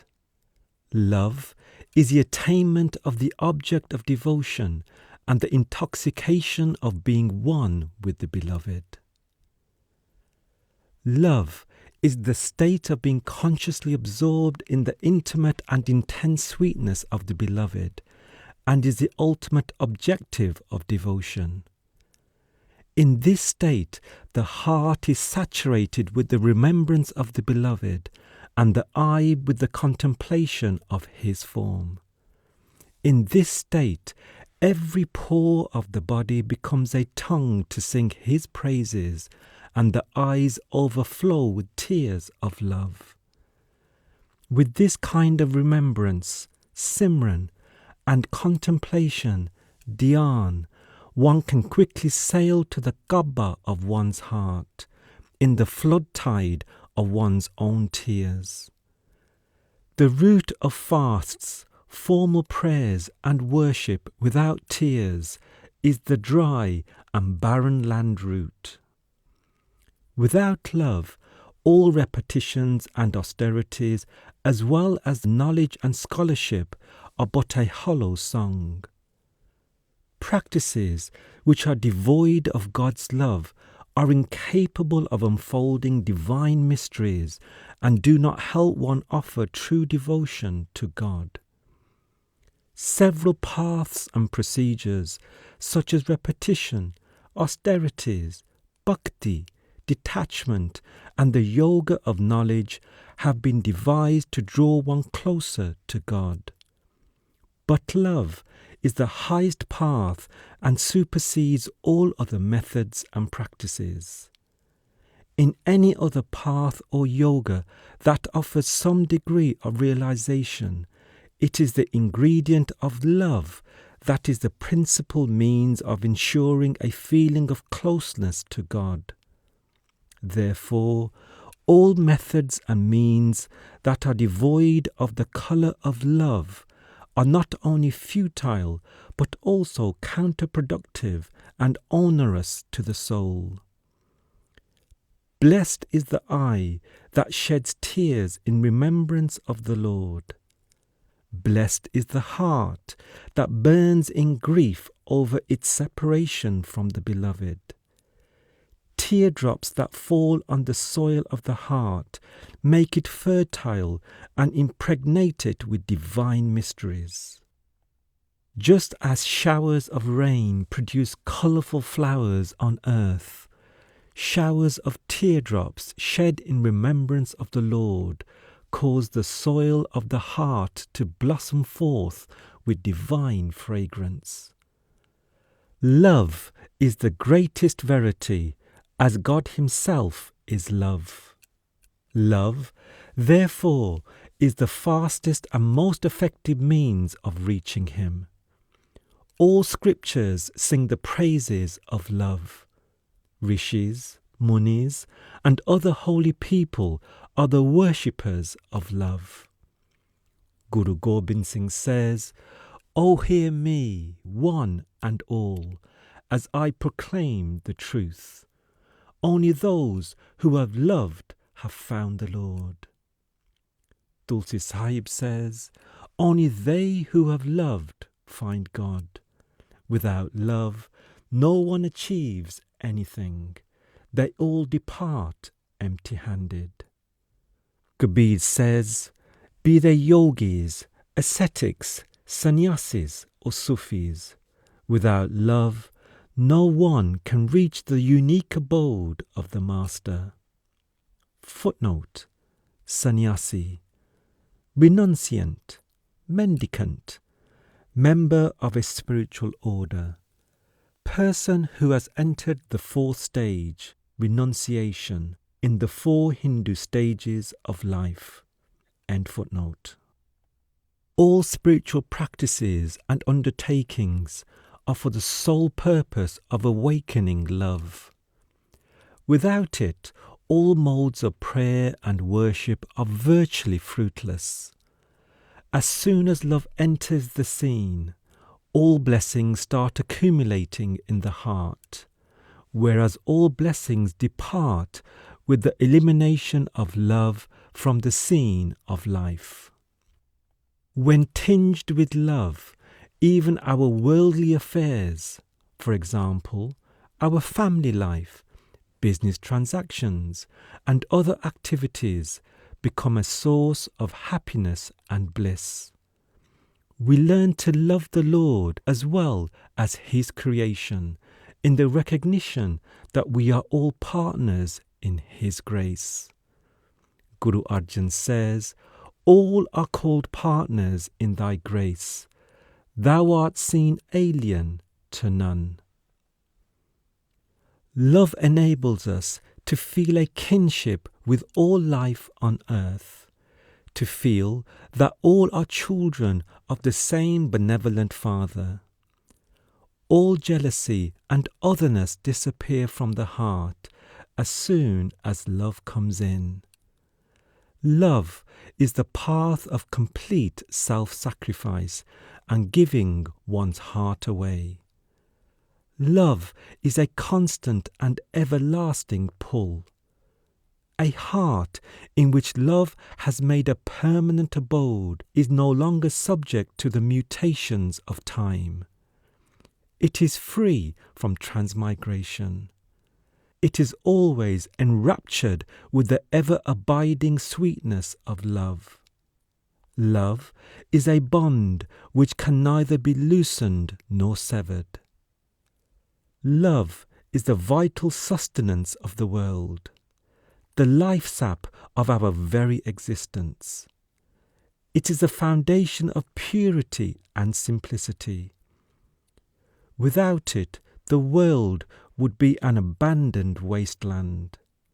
It is the vital essence that keeps our life flourishing and prosperous. Love is not something that can be purchased with money. It can only be had by sacrificing one's body, mind, and spirit to the beloved. Guru Nanak says that if you yearn to play the game of love, you must enter your beloved's lane with your head on your palm, and once you set foot on this lane, you must not hesitate to sacrifice your head as an offering for his love. Footnote: head, ego. End footnote. Love is not the path of arguments, excuses, and justifications. As long as our intellect is wholly preoccupied in the pursuit of worldly knowledge and skills, we cannot experience the reality. Love unites two hearts into one and makes them true believers in oneness in the real sense. It is difficult to separate them because they have become one like water and milk, which become indistinguishable once mixed together.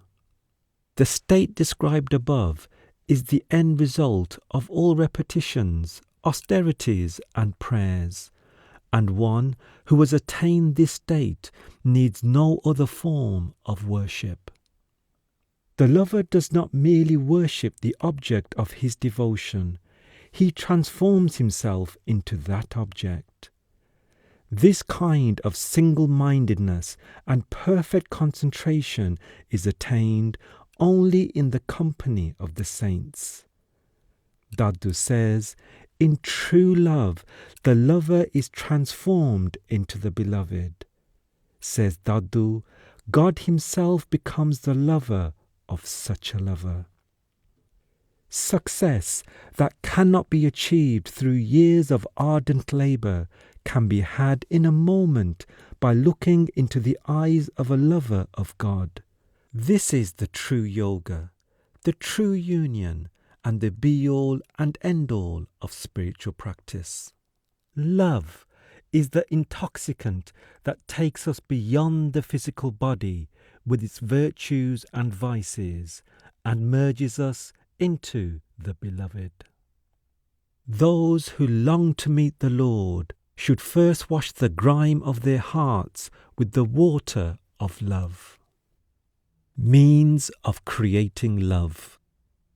It is believed that the customs, rituals, and ceremonial observances of religions nurse our mind and create in it love for the Lord. For this reason, only those rituals are good which instill love for God in our hearts and make us forget everything else. God is love, and our soul is a spark of the Godhead. Therefore, love is present in all of us, but may not be evident because the soul is eclipsed by numerous coverings. But once unveiled, it is like a flash of lightning which destroys the trash of unclean thoughts from the mind. It cleanses the soul and helps it cover in seconds the spiritual journey, which might otherwise take long years. Electricity is present everywhere, but is found in its natural abundance within a cloud formation. It can also be artificially produced in small quantities with an electric generator. Similarly, through his special grace, the Master can fill a disciple's heart in an instant with the full bounty of his love, whereas it is generated in others by slow degrees through practices such as Simran and Dhyan. As a disciple's faith is enhanced by means of diligent Simran and Dhyan, he too is finally imbued with the same love and rejoices in the intoxication of that supreme bliss. God himself is Naam or Shabad, as he is love. When a soul is touched by the Shabad, love swells out of its inner reservoirs. Love is not sold in the market, nor does it grow in the fields. Naam or Shabad, which is within every human being, is the fountainhead of love. Guru Nanak says, without the name there is no love and affection. With her true Lord she abides in peace. Naam can be had only from a master who is Naam incarnate, as his company and grace are the principal means of generating love. Neither devotion nor bhakti is possible without the Master. Love for Naam cannot be generated in the heart without his grace, nor can Naam be had without his boundless love. Guru Amar Das says, without the true Guru, one can perform not the devotional service of God, and loves not the name. Through the Guru's love and affection, Serf Nanak contemplates the name. Devotion to the Master is the main source of love in bhakti that creates an avenue of communion between the Master and the disciple. Love is the inherent quality of the soul, since it is a spark of the divine. Love for the Master is generated in the heart in many ways, but mainly through his darshan, speech and dhyan. The sublime beauty of the Master imprints itself on the disciple's heart and blesses his consciousness with dhyan. Love is primarily infused in a disciple's heart when the currents of love emanating from the Master completely saturate it, although spiritual practices undertaken for inner evolution can also tinge and then gradually saturate the heart with love. But according to Guru Arjan, humanity at large is miserable because it has lost touch with the path of love, which alone can lead to the bliss of union with the Lord. Guru Arjan says, "The foolish bride who knows not the path of love goes astray. Forgetting the Lord, O Nanak, mortals fall into a blind hell."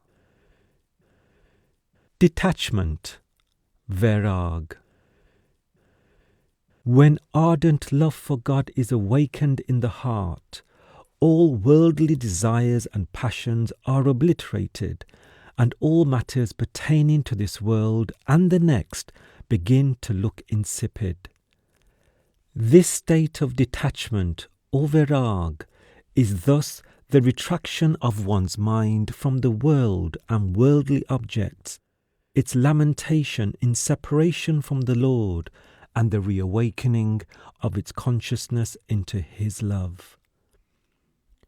With Vairag, love for the world disappears, and in a state of desolation one pines for the company of those who are steeped in God's love. Forsaking all else, one yearns for God, the creative essence. Practical Vairag means utilizing one's material resources to live simply and involving oneself only with that which holds promise for the betterment of one's soul. One does not have to renounce the world. The objective is to live in the world with a sense of detachment and to see the divine spark in all living beings. To practice Vairag is to withdraw one's soul and one's inner self from the love of worldly objects. We should occupy ourselves with the world and worldly things only to the extent that is warranted by the need to sustain ourselves physically, while at the same time we should increase our love for the Master and God by uniting our soul with Nam. Love for the world will decrease in the same proportion as love for the Guru and God increases. Vairag and renunciation, Tyag, are two separate conditions. Vairag is not dependent upon a life of physical isolation and can be practiced while living as a member of society. What is important to understand is that one who physically renounces the world may actually remain devoid of true Vairag, because it is Vairag in the sense of inner detachment that is essential for spiritual attainment. A disciple naturally acquires a degree of Vairag in the Master's company and through devotion to him. He therefore does not have to abandon his family and material possessions. He enjoys inner bliss, which renders all worldly enjoyments crude and tasteless by comparison. Although he lives and functions in the world, he is not mentally bound to it. Guru Arjan says that by meeting a perfect master, one learns the perfect method and attains salvation while performing worldly duties and happily going through life. Saints do not turn their back on their family and other worldly obligations. They achieve detachment by attaching themselves internally to Nam. The disciple too can become truly detached as love for the Master dyes him in the colour of spirituality and turns his mind away from the world. A truly detached person is one whose desire to meet the Lord is so intense that he cannot live without him. This intense longing for the Lord, in effect, sets his heart free from all worldly ties. Salvation. Saints are themselves free of all bonds, so a disciple can easily attain salvation by following their instructions.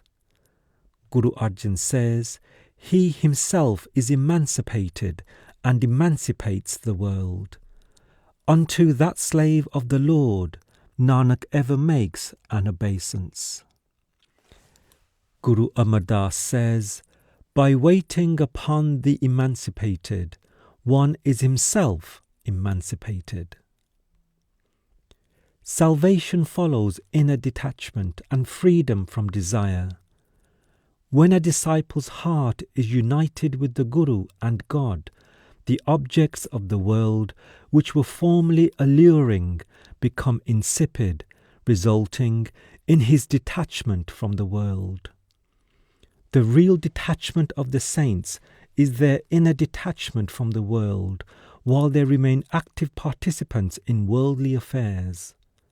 Salvation, in fact, is not an ideal that we should strive for. It comes as a natural byproduct of God realization through devotion to Naam. The soul is thoroughly contented when it is dyed in the colour of God and is blessed by his darshan. It no longer has any desire left, even for salvation. Satsang. For progress in spiritual endeavours, satsang is essential. The human mind naturally imbibes the influence of fellowship and over time is transformed by the company it keeps. Just as the mind is imbued with the colour of the world in the company of worldly people, so also will spirituality result in the company of spiritually inclined persons. It is important for a spiritual aspirant to remain in that company, for it inspires him to a spiritual mode of life. A person within whom truth is manifest may be said to be truth personified. The spiritual currents emanating from him strongly influence those who have the privilege of being in his company. He acts as our true guide because he himself is the master of spirituality. He fills our hearts with the bounty of his spiritual wisdom. He enlivens and elevates the souls of the congregation with his spiritual radiance. He gives us his life essence, which helps reunite with God the souls long separated from him. Just as flowers lend their fragrance to all things in their proximity, be they water, soil, clothes, or dwellings, the company of the virtuous imparts a beneficent influence on others. In the constant fellowship of the saints, our souls are tinted with the colour of truth and the awareness of our duty towards God. Seekers should be receptive to the peaceful influence of the saints' company, because such company influences us favourably, while bad company affects us detrimentally. We should sit in the company of such high souls with a sincere and clean heart in order to receive the fullest benefit from the spiritual currents emanating from them. In case such benevolent company is not available, we should remain steeped in the remembrance of God by reading books written by spiritually advanced people. Whoever attends satsang partakes of its atmosphere and receives the currents of spiritual love according to the capacity of his heart. Lord Krishna told Uddhav in the Srimad Bhagavatam that through yoga, knowledge, reading of scriptures, penance, renunciation, service to others, charity, worship, recitation of the Vedas, pilgrimages, and mind control exercises, people could not reach him as easily as they would through the satsang of sadhus, because that satsang would help them overcome worldly influences as well as the impressions of previous lives. The company of a saint is an insurance policy for life everlasting. Just as knowledge is available in schools and universities, medicine in hospitals, heat in ovens, and coolness by the waterside, so is God found in the company of the saints. Guru Ram Das says that God abides in satsang, and that through association with saints, God's virtues are known. He adds that it is through good fortune that we find satsang, because through it we communicate with God in the form of a master. In satsang, the sea of devotion surges with a full swell, with each participant receiving a portion of that bounty of devotion. The people of the world are burning in the smouldering fire of passions, and their vision is clouded. Satsang of the saints is a great blessing and comfort for those burning in this fire. People who make satsang the mainstay of their lives are so richly influenced that they are eventually able to ferry their souls across the ocean of existence. A few examples may help highlight the value saints place on satsang. In mystic lore, even the steel blade of a butcher's knife turns into gold when brought in touch with the paras, the alchemist's stone. A neem tree grown near a sandalwood tree takes on its fragrance. Stinking liquor poured into the Ganges is transformed into holy water by her powerful currents. Whosoever attends satsang is favourably influenced by its spirit-enlivening, wholesome atmosphere. Through it, one acquires spiritual qualities that help subdue the mind and senses. No one has ever overcome his baser self without the shelter and protection of a master. All are transformed after partaking of the nectar of spirituality and noble thoughts from the fountain of satsang. Satsang is not the chanting of hymns to the beat of music, nor is it the company of religious scholars. Satsang is the company of a person whose consciousness is awakened in God. Guru Amar Das says that it is through the perfect master alone that satsang originates, and one easily and naturally finds the truth. The satsang of a perfect master leads to remembrance of the Lord. Through remembrance, the soul ends its life of the flesh and becomes aware of its spiritual heritage. Guru Nanak has defined satsang as a gathering of devotees where only Naam is preached and explained. Satsang is of two kinds. External satsang, through which the mind is cleansed, leavened with spirituality, and made fit to lead a life of devotion. Internal satsang, which is possible only after initiation by a perfect master, and through which the attention of the soul is elevated with the help of Naam practice. Satsang is a spiritual university that provides practical instruction in the process of uniting the soul with Naam. It is an extraordinary workshop where a person is hewn, dressed, trimmed, and made fit for his union with the Lord. It is an exalted place of pilgrimage where the sins of millions of lives are washed away and the mind cleansed. Maulana Rum says, "A few moments spent in the company of a saint are better than 100 years of humble devotion." Prayer. For initiation into spiritual practices and for circumstances favourable to a spiritual way of life, it is very important to implore God or the Master for help.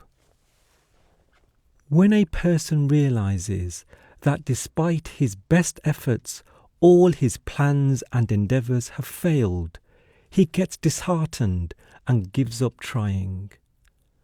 But one who is realistic tries to achieve his objectives and at the same time recognizes God as the prime mover and the cause behind all causes.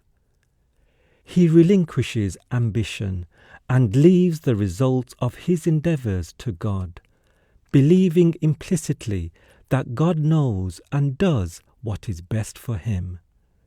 He thanks God if the results are favourable from his point of view, but he also accepts with a smile the outcomes that fail to meet his expectations. At every step, he beseeches God for help because he knows that there are so many things that are beyond his capabilities. This call for divine help and intervention is generally called prayer. God lives in our hearts and is the fountainhead of all powers. When we remember or think about him, we derive power from him that helps us find solutions to our problems. This process also gives us patience, contentment, calmness, and the capacity to endure. Our soul is a descendant of the Lord and is imbued with great potential. A person makes use of these powers as his mind generates potential energy through concentration at the time of prayer. Those who are familiar with inner supplication make use of the inner grace of the Father, while others who raise their hands in external prayers in temples and mosques receive the benefit of their prayers in proportion to their faith and the concentration of their minds. Prayer is a universal sentiment. When a person finds himself helpless in a given situation, he seeks the help of some superior power who, in his judgment, has the willingness and capability to redress a grievance or an unmet need. Similarly, when he finds himself in a forbidding situation, perhaps his friends have turned against him, his relatives have deserted him, he has nothing to fall back on, or sees no way out of his predicament, he begs God or those august souls who are one with him for help. All religions allude to the fact that one can achieve spiritual perfection only through supplication to God or the Master. Prayer is the shortest and the most natural way to communicate with God. Need for prayer. As long as a disciple has not reached God, he needs prayer in order to meet his personal, religious, social, national, and other needs. Prayer helps overcome the lower tendencies of the mind and senses and acts as a bond between the soul and God. God is the cause of all causes and the primal source from which the entire creation draws energy. For all our needs, we should pray to Him whose treasury lacks nothing. Gods, goddesses, angels, and so on are subordinate powers that derive their own energy from the Almighty. So why not ask the Lord Himself, who has the power to set things right for us? God is the strength and support of the saints, and they pray only to Him, as all the pleasures and pains of life are in His hands. Prayers to subordinate powers, such as gods and goddesses, are not effective in bringing about complete redress, because they can give us only that which lies within their own spheres of influence. They cannot grant salvation. The Holy Quran too states clearly that we should pray only to the one God. We have not seen God. We cannot therefore build strong faith in Him, and without strong faith, prayer is ineffective. God manifests Himself in the person of the Guru and speaks through him. Praying to the Master, therefore, is praying to the Lord, who operates through the all-powerful Master. So we should pray only to the Master or the Lord, and should not hold out our hand before anyone else. Prayer is of three kinds. Chanting prescribed prayers from the Scriptures. Prayer is the voice of the heart, and if every word spoken does not come straight from the heart, it can hardly produce appreciable results. The ideal forms for prayer are those that are offered by the saints. These should act as a pattern for all of us. However, so long as our words do not reflect our honest feelings, but are recited as a mere formality, those prayers cannot bring about relief. Praying mentally, without the aid of the tongue and without a prescribed formula. Praying with the soul. The second form of prayer is more beneficial than the first, and the third is the privilege of a rare few. Place for prayer. One need not go to a temple or a holy place to pray. All that is required is a devout heart. It would be foolish to assume that the Lord resides only in the temples we have built for Him. The whole earth is a holy place because it is His creation. He pervades everywhere. Therefore, any place where you remember or pray to Him becomes holy and blessed, be it indoors or outdoors, in mountains or valleys, rivers or brooks, deserts or habitations. The saints nevertheless point out that the real temple for worshipping the Lord is the human body in which He resides. The human body is the temple of the living God. In other words, one need not go anywhere to pray. One simply has to know how to enter the temple of one's own body. There is no other place as quiet and peaceful, so why run outside? In order to reach the true depths of prayer, it is most essential to be concentrated at the eye center by keeping in check the outward tendencies of the mind and detaching oneself from the physical body and its connections with the world. When prayer flows from the depths of the heart, one is in the presence of the Lord. For a prayer to be accepted, it is also necessary for the supplicant to be truthful, chaste, and contented. Prayer requires no special language or words, only that it be offered with sincerity of heart. If our prayers sound lofty and polished, but our living is unclean, they are useless as they are false. The Lord hears only that prayer which comes from a devout heart and which is saturated with love and humility.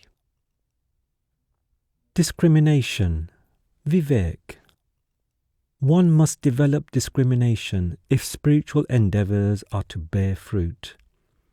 Vivek, sense of discrimination, means distinguishing truth from falsehood, the eternal from the temporal. It takes a healthy sense of discernment, free from narrow-mindedness and obstinacy, to develop Vivek. People who follow the beaten track of religion and tradition remain tied to their presumptions and are forever stuck in the world. They do not use sound judgment and fail to understand the essential substance of life. Saints say that one should, like the swan, drink milk after separating it from the water with which it is mixed. Disciples should weigh the pros and cons of a situation, adopt the genuine and the essential, and discard the false and superficial. Maulana Rum says, I have separated out and adopted the essence of the Holy Quran and thrown its skeleton to the dogs. A tree would wither away and die if we went on watering its leaves while the roots starved for lack of nourishment. Devotion to Naam and the Guru is like watering the roots of the tree of life. The fruit of all other forms of worship, such as repetitions, penances, fasts and charity, which by themselves are like the watering of leaves, is also included in our devotion to Naam and the Master. It is the absence of a healthy sense of discrimination that leads to worship of the dead and gone. One should, after separating the true from the false and temporal, adopt truth as an integral part of one's being and use one's material resources wisely to live in the world. Every action should be performed with thought and consideration, and nothing should be undertaken that could ultimately lead to sorrow and regret. God and the Master are also pleased with selfless service, seva, performed with the same wisdom and understanding. The person who has imbibed these qualities receives honour in the court of the Lord and is worthy of being called the top of the creation. Discrimination and righteous thinking help one understand God, and all things done without such understanding, according to Guru Nanak, are of the devil. Through wisdom one serves the Lord, and through wisdom one obtains honour. Through wisdom man is instructed by reading, and through wisdom he rightly gives in charity. Says Nanak, this alone is the true path. Devilish are all other things. Guru Arjan, in the following poem, outlines the need for discrimination.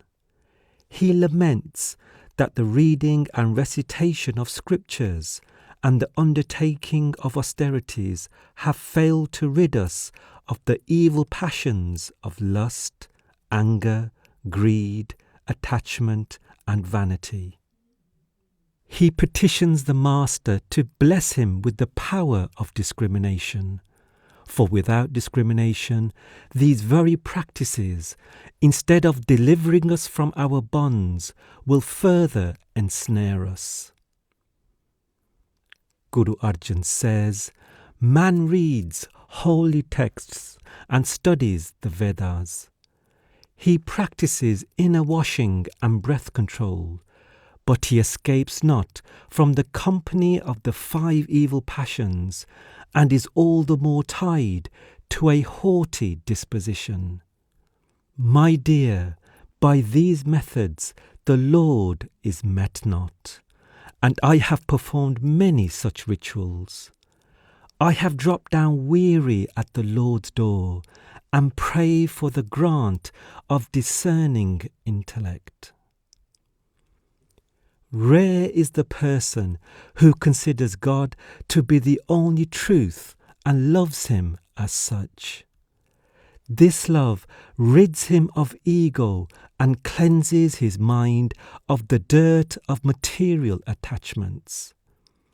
Without such discrimination, God cannot be reached, and without reaching God, one's entire life is a complete waste. This kind of understanding cannot be acquired anywhere but in the company of the saints. Swamiji says, if you want to swim across this ocean of life, learn the art of right thinking in the company of the saints. Guru Nanak says, the Lord's name is the true merchandise, and true is its trade. The name is the only profit in this world. Deliberate thou over it under the Guru's instruction. One with a discriminating mind knows that Naam, Guru and God are the truth, and so is the soul, because it is of the same essence as God himself. He will also know that saints and other holy people belong to and care for all humanity, and that all other customs and traditions are meant merely to assist us in approaching and making contact with them. The practice of Surat Shabad Yoga is the path of the saints. By following it, we learn to die while living and meet the Lord. This state is a gift from the Master. We should live in fear and awe of the Master and serve him with love, devotion and reverence. We learn and acquire these virtues in the company of the Master. He bestows on us the quality of humility, which makes us fit to receive and retain spiritual wealth. It is important for us to pray to the Master to grant us these qualities and virtues, as well as a sense of discrimination, without which no practice bears fruit, no quality produces virtue. Qualities for discipleship. Surat Shabad Yoga is the easiest and most efficacious method for God realization. The first requirement for successful discipleship is the complete surrender of will before the Guru. Disciples should offer their body, mind, and wealth to the Master, obey his commands, and cultivate these qualities. Compassion. The Lord is merciful, as is the true saint, being the human manifestation of God. A seeker after truth should also develop the quality of mercy in order to attain an abiding kindness of heart. He should melt with compassion at the misery of others and try to alleviate their pains. He should not hurt anyone's feelings, but make a commitment to non-violence in thought, word, and action. He should wish everyone well, should never cause pain and suffering by his actions, should speak in a sweet and courteous manner, and should never defile his tongue by abusive, reproachful language. Such a benevolent soul is the foundation stone of righteous living, dharma. He is always cheerful and contented and prays to God for the welfare of all. Forgiveness. Kindness and compassion automatically engender in one's heart the quality of forgiveness, which puts an end to strife and contention. One who forgives spreads goodwill all around and shares in the ensuing peace and happiness. Contentment. A seeker after truth should cultivate contentment and forbearance, as these two qualities form the basis of all practices and observances. A contented person is happy with his lot in life, regardless of where he stands in relation to others. He is happy to earn an honest living and harbours no jealousy towards those who have more. Contentment eliminates those worldly ambitions that are a major source of anxiety and heartache. It is one of nature's great bounties and is the source of many other blessings in life. Truthfulness. Anyone who abides by truth will in time become truth personified. God is truth and is fond of a truthful person. One should not only speak the truth, but adopt truth as a way of life. A disciple should idealize truth in his thoughts and make it an integral part of his character. One whose consciousness is imbued with truth is straightforward and honest in his dealings and is consciously in tune with the Lord at all times. Once a person has given himself up to truth, he becomes forever fearless. He helps others tread the path of truth in the same way as he himself follows it. It is important, nevertheless, that truth be tempered with compassion and not used to hurt feelings and inflict pain. Cheerfulness. A disciple should be sweet of temper and cheerful of countenance. A wealthy person is wealthy only for himself. But there is a serene dignity in a cheerful nature, because cheerfulness reaches out and is thereby shared by others. One should be cheerful and loving to all, because therein lies the secret of one's own happiness and comfort in this world and the next. Charity. The Master is a great giver, and we are all recipients of his grace. We are children of the same Father and have a share in his bounty. We should share with the poor, helpless, and needy. Those who have compassion in their hearts are generous by nature and happy to share. Tithing, which means giving a part of one's income in charity on a regular basis, is an old tradition common to all religions. No one becomes poor by giving in charity. In giving lies the dignity and worth of human life. One should therefore go on giving as long as one lives, and thus ameliorate the pain and misery of others. But it is important to make sure that the seed of charity is sown in deserving soil.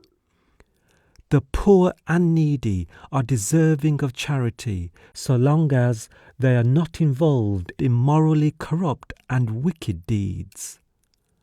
One who shares his honest earnings with those deserving of help earns a favourable reception in the court of the Lord.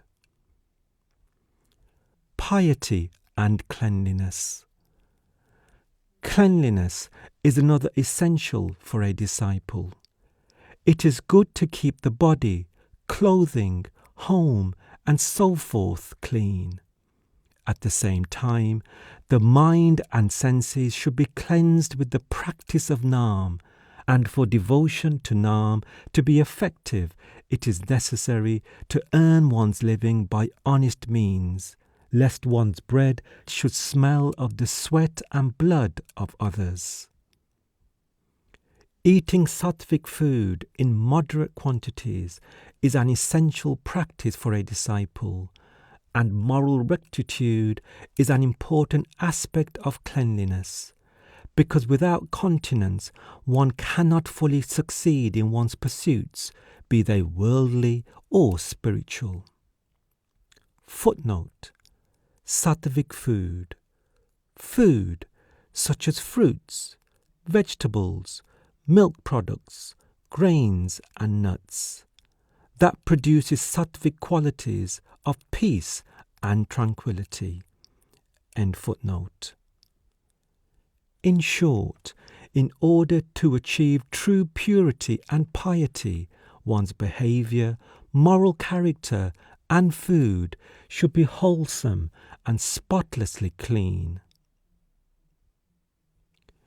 When a disciple has, like a hollow bamboo, emptied himself of all his base desires and tendencies, adorned himself with the above qualities, and become engaged in the practice of Surat Shabad Yoga, the Master will breathe Naam into the soul of the disciple and transform his body into a living flute reverberating with the melodies of Shabad. Final submission. All the worldly objects which keep us engrossed and preoccupied throughout our lives are temporary and will stay behind as we pass on. God is everlasting and imperishable. A human being is the combination of a body which is temporary and a soul which, being a spark from the Lord, is eternal. The physical body is the vehicle through which the soul functions and relates to the world. We should work for the body's upkeep and sustenance, but should clearly understand that it is the soul that is the vital entity, and that the body has value only as long as the bond between the two lasts. Whereas we are endlessly preoccupied with meeting the needs of the body, we should also devote ourselves to the awakening and improvement of the soul. We have learnt a lot about the physical body and other subjects related to the world, but know little about ourselves. It is in the company of the saints that we learn the bitter truth that death is real and life is false. Life is getting shorter by the day, and every day that passes is drawing us closer to the end. This should serve to remind us that this world is not our permanent home. All of us will have to leave here as soon as our lease on life expires.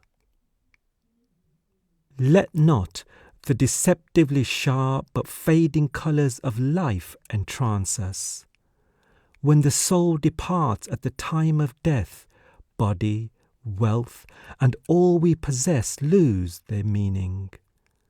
Our quest should focus entirely on fortifying the spirit during life and making it fit to meet the Lord. Contact with Naam enhances the value of both the body and the spirit. We should only be concerned with recognizing that our soul is the one thing within the body that is unchanging and eternal. We should therefore beg the Master for the wealth of Naam and set about realizing the true purpose of life, since Naam is beneficent in this life as well as the next. Human life is rare and precious only because it affords the opportunity to meet God. Everything we do in life is connected with the body and with things related to it. None of this is beneficial to our soul unless we seek the company of a God-realized saint who alone can give us the gift of Naam. We should therefore take advantage of this opportunity and dedicate our life to the Lord. Guru Arjan says, This human body has come to thy hand. This is thy chance to meet the Lord of the world. Other affairs are of no avail to thee. Joining the society of saints, contemplate on the name alone. End of my submission by Maharaj Sawan Singh. Print copyright 1959 and 2004 and audio recording copyright 2023. Radha Soami Satsang Beas. All rights reserved.